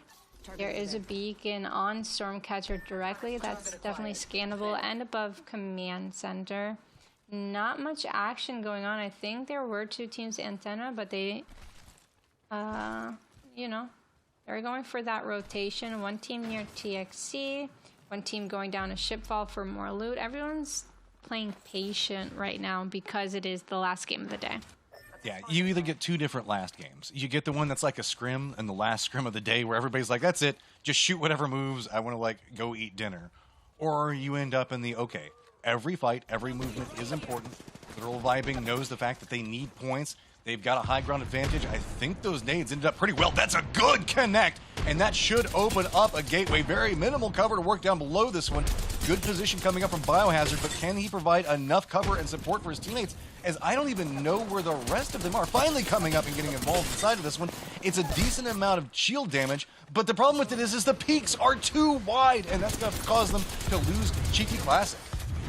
Oh, take a look at this. Biohazard actually hits on Flesh, but the other team had a Horizon, so they are going to use the Horizon Q to get on up over there, and it looks like they're actually losing the fight. Even though they had that entry damage, even though they had the high ground of them, they ended up turning it around. It's quite hard to do. Yeah, and now going to force away, and looks like they're just going to go try to find a res for this. I mean, literally Vibing, trying to reset. The only problem with this is going to be the issue. It's going to slow down their plan. You can tell the fact that they were wanting to go for kill points early. They wanted to try to make sure that they could get massive kill points as possible. And instead, they're going to find themselves with some friends, potential for new points, and they're going to follow it fast. Looks like they might. Oh, what is even happening? That was actually really cool to see happen. Okay, so Wraith was fairly low. Kozu in the air. They are trying to eliminate these last two people here on top of them, but they are so confused because it's like up, down, verticality going crazy. Kozu trying to escape with the Phoenix kit is getting chased by Francis, I believe, right on top of him. Kozu trying to run away, might take this 1v1, going for the portal out of here. Could get chased. Does a fake portal here? Fake boards coming back to try and eliminate Francis because it's either this or nothing. We're going with the Havoc. Yes, and we're able to... Oh my goodness, can we get an armor swap? There's nothing in there. It's empty. It was completely empty. We can't get shot here or we're dead. We're going to go back for the banner recovery. 1 HP out of the air! Out of the air. Unfortunate. That was well played. It's like, it's either that or nothing. You either get your second place or your first place, or you risk it all. I really admire that. I mean, you got to make the play sometimes. And even if you know it's the bad call, it's the only call you can potentially make. That is going to be slightly disappointing for them, as they know the fact that they were wanting to try to climb that leaderboard, and it's going to make it more complicated. Here's a variation in Legend Select that we haven't seen quite today. This is a very tanky squad. Yeah, it sure is. We've got the brother-sister squad, plus the Gibby on the team. Jewel, also a member of TXC, as you can see there. I guess TXC might have some friends. They invited their friends over into the tournament, which is really nice to see.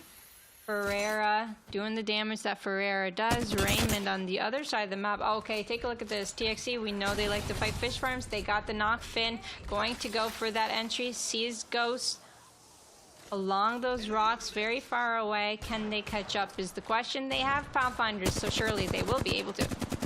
Oh, nice jumping on the ropes. Does take some damage, but going to connect. Good job on just trying to survive for as long as possible, but you're trying to run from a Pathfinder, and that's not usually going to go in your favor. Good slide across for that one. Should be able to pick up flush onto it, and that's going to be how that one probably stops for right now. I think that they're going to be content with one, or are we going to see the rest of the crew continue forward? Nah, looks like that's where they're going to stop it. Yeah, well, they're happy with that. They got some more loot, which is really nice, especially since their weapons aren't fully kitted. It is hard to find that sniper stock. On the other side of the map, RFS, we've seen them play aggressively before. Jules C going to take down Francis, and Francis does get eliminated. It always amuses me just standing in front of a door doing a switch around. Oh, nice Bates Bondi. See if you can get the knock, but no! Going for it, tries to get the step away, is actually going to be the one that goes down. RFS trying to fight for their livelihoods right now. Making a play through it. Good little jukes back and forth, get some damage out of it, but this is a very outnumbered fight. Can the spray come through? Does get a knock. Now realize the fact that the ring's coming in. Gonna go for a jump up and around. Should get vision on this. Could have the angle for it, but the shield neglects it. This is going to be such a problem trying to do as a solo. Shots connecting, but so low on life, and finally gonna go down. Oh my goodness. Well played by Ferreira, just staying alive there, doing as much damage as possible. Knocking two in the process, showing how that they're meant to be in this competitive field in this tournament, but unfortunately for them, Jules C, Pathfinder, they ended up winning the fight. They played well together. They kept going for those revives to keep that numbers advantage, which was really important. AHS, so we've got a banner on Fighter, but Anna's, the one that died earlier in the game, wasn't able to get their banner recovered. Something I would like to see from Apex Legends, I'm not gonna beg for it, but you know, I think it would be intriguing if banners had more of a timer or ways to be able to craft to get your teammate back. I just feel like banner camping has been so adamant, not saying that in this situation they got banner capped, but it has been so adamant that I feel like it'd be nicer for there to be other ways to get recovered in situations like this.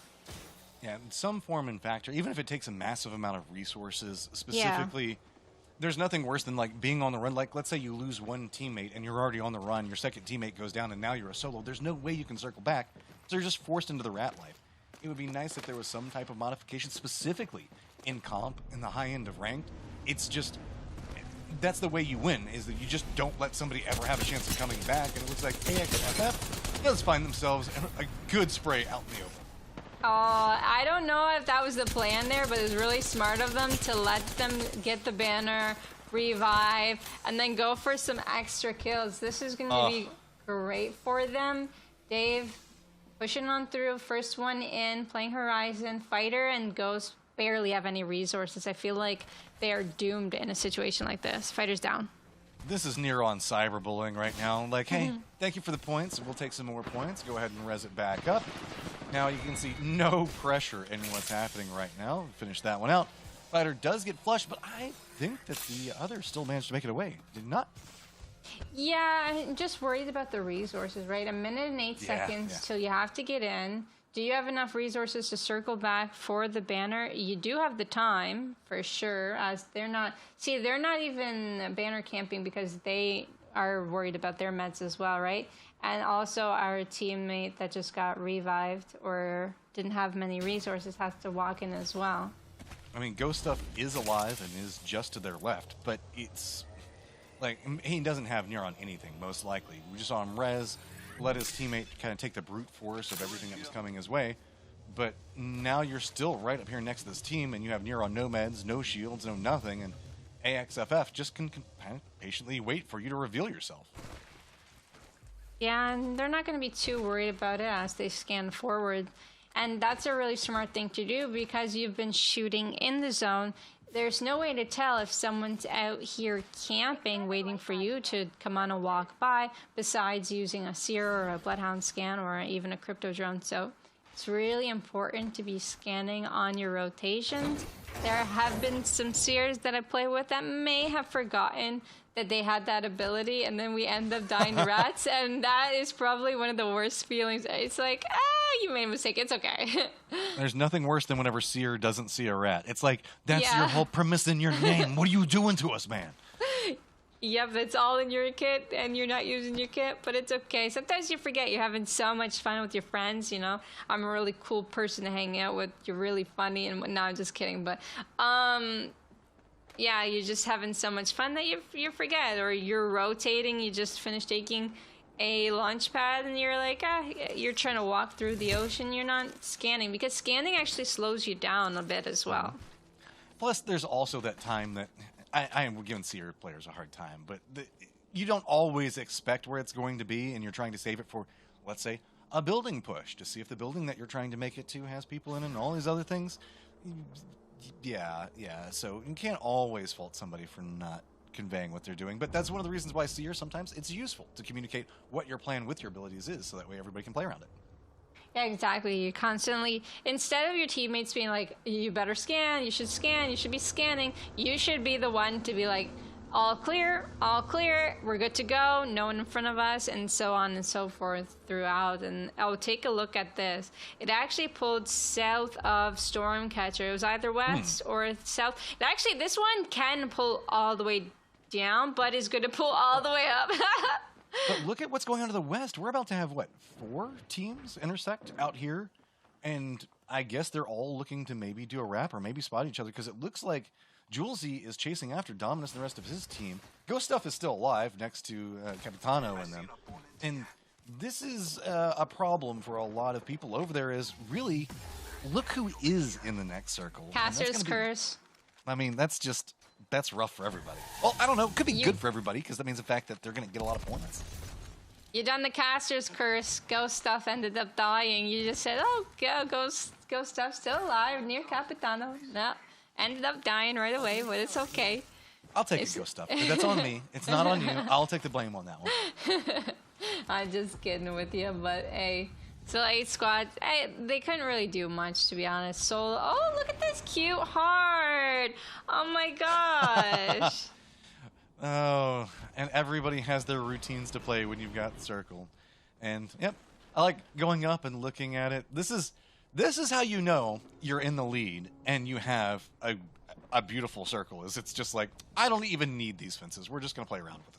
Hey, they're showing love to PlayStation. This is their way of saying thank you, PlayStation, for the tournaments you're providing through compete.playstation.com. Showing some love there in the game. I love to see it. And COA, though, they don't have time to thank PlayStation, as they've got to run away and find a way to get into this zone. They're going to play the south side of it. They see a team also fighting right above them, spotting the enemy.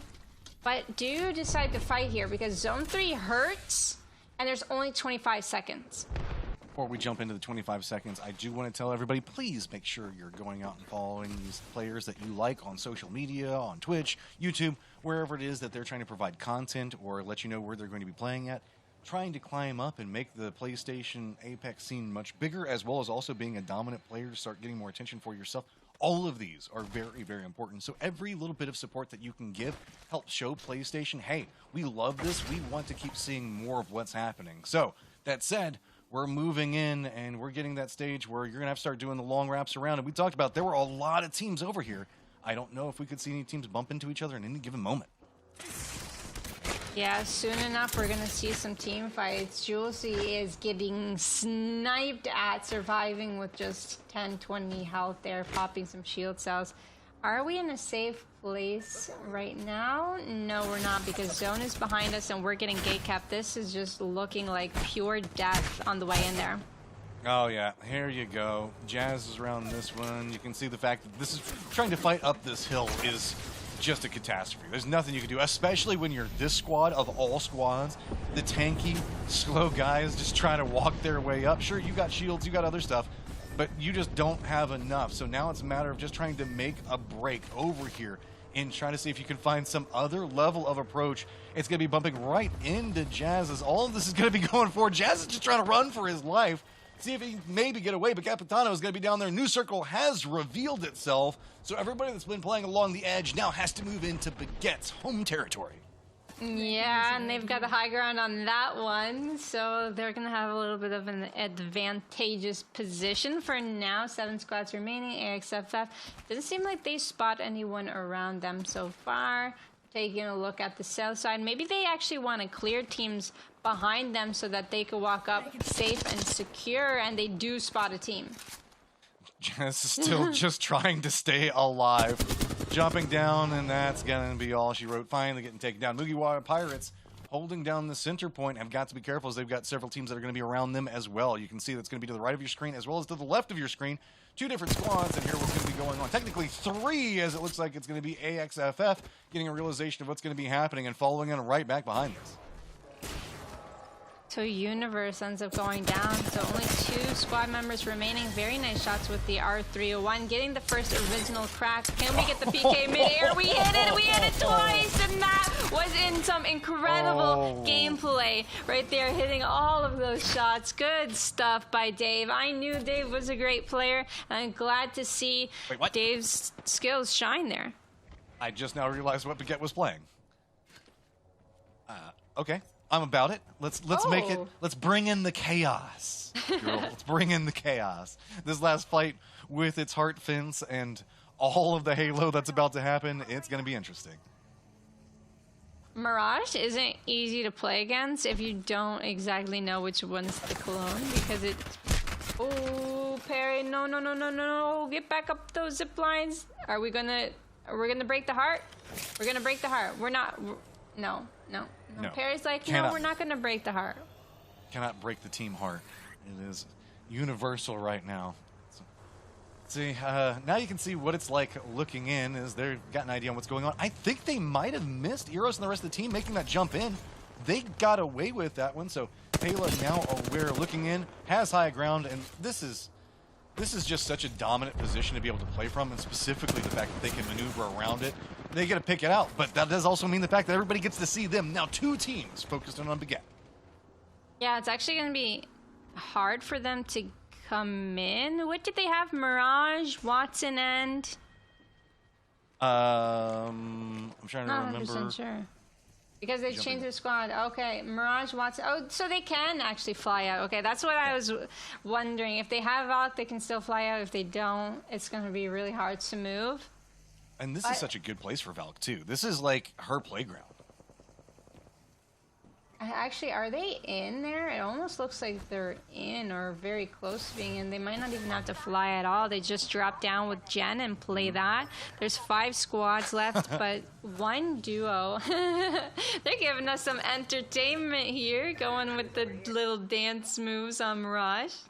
Well, I kind of like this. Keeping Mirage out of sight so nobody has any idea means the fact that whenever he finally does jump down in the circle, nobody's going to have any idea on what's going on. And Mirage messes with the audio cues, right? Because the clone's footsteps actually start to pop up, and you're like, oh, behind me, oh, in front of me, oh, to the left of me, right? And it's going to cause a lot of confusion. So Mirage can play really well in this end zone. We'll see. This is a lot of interesting due up to happen. TXC trying to make their way into the zone.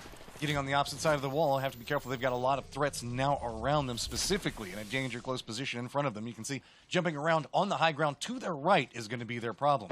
But they want to make sure that they've secured their foothold in position, as this spot in the circle could be quite strong. Oh, yeah. They've almost got half the circle. I mean, I think they have a third of the circle to play around with, which means that people might end up pushing them, but it looks like most teams are around that corner and might just fight on top of each other, leaving them the rest of the space. Is that launch pad in the middle of this end circle just to make everything more chaotic, so you have to make sure that you can't retreat and back up into it? Because that would be the most horrible way to die, is you accidentally walk into it and you're like the last one alive for your team and just get shot off to Never Never Land. Hopefully that doesn't end up happening, but someone actually might take it. Like a Valk, for example, might take it just to survive a little bit longer, and then she can cancel. But anyone else, it would be a little bit too hard. We'll call it strategic point denial, right? Oh, yeah, that actually happens sometimes in competitive Apex Legends, but TXC, they notice people are fighting right now, and Raymond in the air. Being in the air can be a hit or miss because everyone might just turn to shoot you. Finn taking down arrows. Dave, they are out. There's only 3 squads remaining, all full squads now. Yeah, and this is a very interesting position for them to be playing around as all contingents to line up. See Raymond, TXC on the outside of this one as it's got cover, but it's a peak battle between a lot of different and interesting angles. Raymond doing the flank around. It might be Carlotus that does see this, and yep, does feed that information back over. This wide 1-1-1 split coming up for aim assist could be a beneficiary for them, but if one of their team members goes down, that's going to be a massive problem as they're going to lose their wing defense. Oh, this is coming real down to the wire because depending on who wins this here might end up getting the second place. Maybe the first place, but it would be quite hard. You need a few kills, so we're going to see later on. But the zone is closing in. Amethyst Euro, they have to be the first to move, but they have this outer edge and wall to play around. Everything's to that point. You've got to go. You've got to do something. Now making the move in. Portal is positioned up. Aim assist, Euro looking into what's going on around him. Gets a good spray. Doesn't quite get the knock, but support from the team across from him should be able to put in some work. Now, how is Aim Assist going to navigate this? They've got control, they've got defensive lines, and the way that this is positioned to deny out TXC. So TXC now having to look to the other team, and this is kind of forcing everything in. But Aim Assist Euro is now taking too much damage. They have got to retreat back and go to this wall. Are we going to see TXC waiting on the outside of this window? No, it's going to be Euro trying to make sure that they get the time out of it, but they've surrendered control of the center. Now, around the outside, it's going to be Raymond, it's going to be Sarah, it's going to be Finn, seeing if maybe they can get the spray into this window, find the angle, and this is dangerous. They've surrendered the center. Both teams now are going to be walking into a blind in-game firefight. They're playing really safe because they know they're up against 2 duos at the moment. Or did they actually end up getting the recovery on their Caustic behind them? Oh no, so it's a 3v3v2 situation here. TXC does have Horizon. Alti is going to pop it. Raymond is going to be able to suck Manda and Samamo in. But are they going to be able to get an angle to do some damage? Look at Dominus's position up there. It's going to be revealed and he's going to go down, but that could have been safety. He had an angle onto Finn. Now, what are they going to do? They've got a wall between them, and they know exactly. TXC knows where the approach is, and that was just clean coming out from TXC. TXC taking our game number 6 on our qualifier number 3 for the PlayStation Master Circuit. It was a wonderful day and some great gameplay to watch. I don't know exactly how many points that they've captured today in this last game, but it's going to come down to the wire as they were just second place a few moments ago. They were fighting so hard time and time again that we could see the fact that wins were elusive, but they were continually making it into the end game. And we talked about this earlier, the points per game, keeping up your consistency, that's so vital. Now, picking up this last game, I don't know how many kills they were sitting on, but this should be the opportunity that they've been waiting all day for, and that's what you've got to do. You've got to eventually just set your own destiny, and they played that very, very well and understood where their win condition was and how to play around that wall, and it was everybody else having to react to them. They may have almost overextended on Aim Assist Euro, but I believe Raymond was making those calls that play this safe, we are a full team. They did get a recovery on our right. We do not want to overextend. And actually, the recovery, I don't think it was a full recovery. I think there was only one person alive there at the end. So they played it well. They made sure that they eliminated both the left and the right, securing them that win. And that granted them a lot more kills in the process as well. There was so much going on. This literally vibing, just trying to survive. They wanted to get their start, but looks like TXC got the game that they wanted so heartily.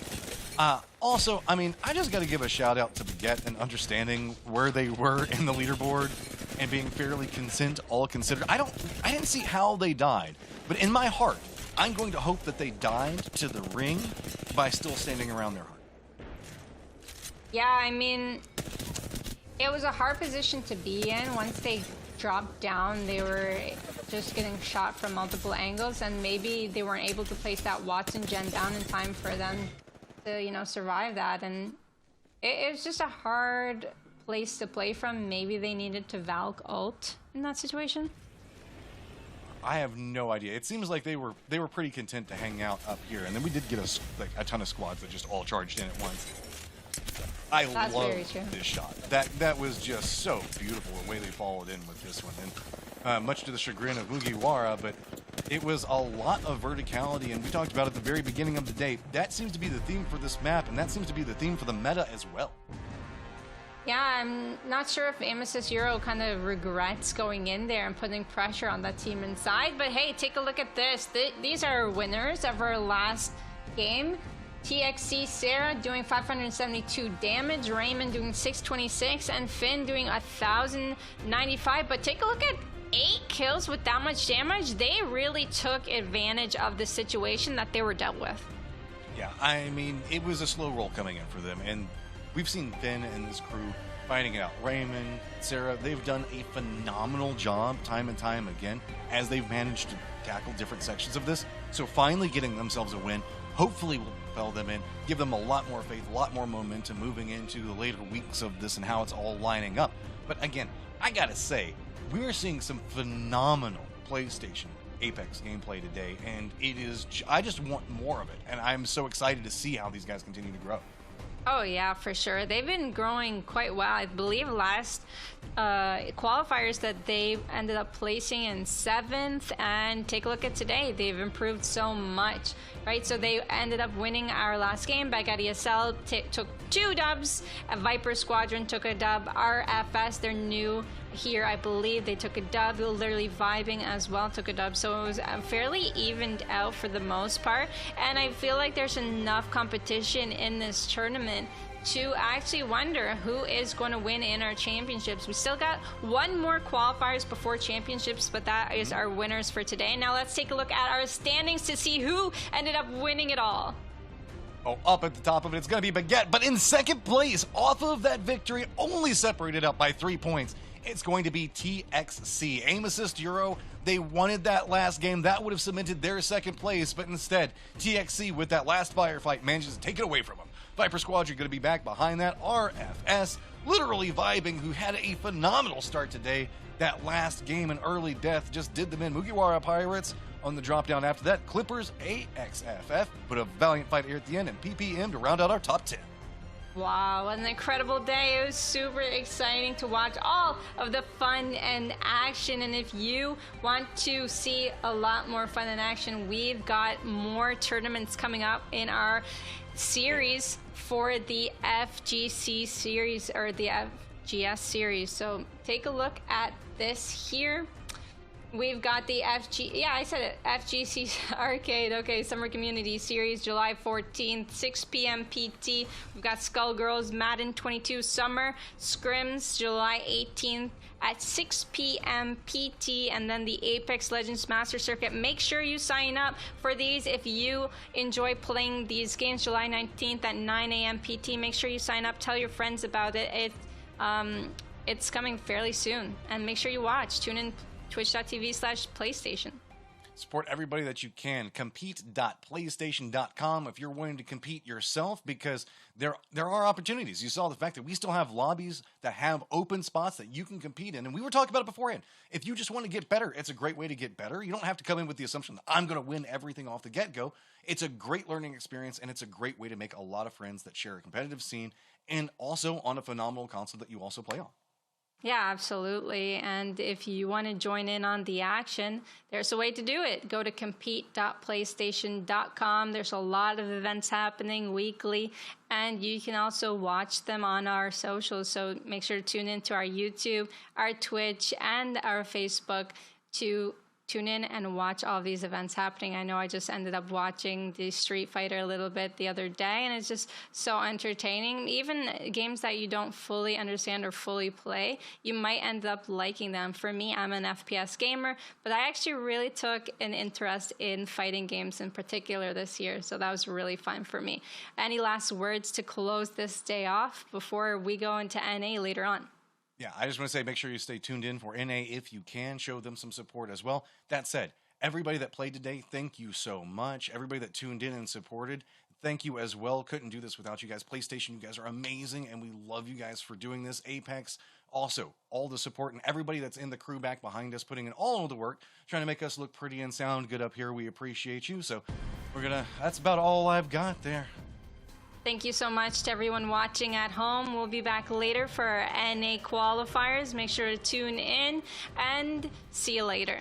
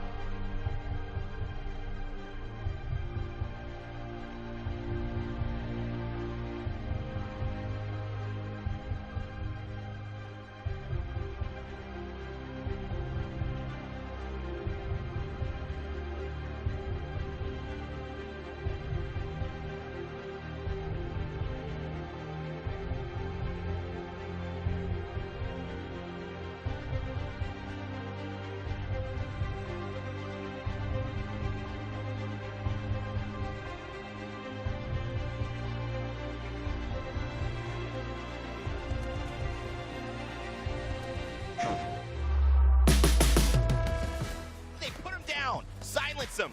Welcome to the home of PlayStation Tournaments Apex Legends Esports. Get ready for all the Apex content you need to improve your game and win prizes in fast-paced, easy-to-join competitions. Look forward to exciting content to get you competition ready, including a monthly live show hosted by me, Rainday, where we'll discuss the latest in Apex, chat with some huge guests, recap the PlayStation tournaments, and much, much more. So far, so good. Videos that feature breakdowns, tips, and exciting interviews. And in-depth articles featuring news, ways to improve your game, and conversations with competition winners and esports insiders. So, like, follow, and subscribe for Apex Legends content. And visit the PlayStation Tournaments website, compete.playstation.com, to sign up for competitions. PlayStation. Calling all fighters. The PlayStation Tournament's FGC Arcade is back with the Summer Community Series starting this June. Let battle commence. Get ready for 6 weeks of scorching competition and awesome prizes across your favorite fighting games. Sign up in-game on your PS4 console or on the competition center at compete.playstation.com for your chance to win cash prizes and a round-trip ticket and competitor pass to EVO 2022. Think you're up for the challenge?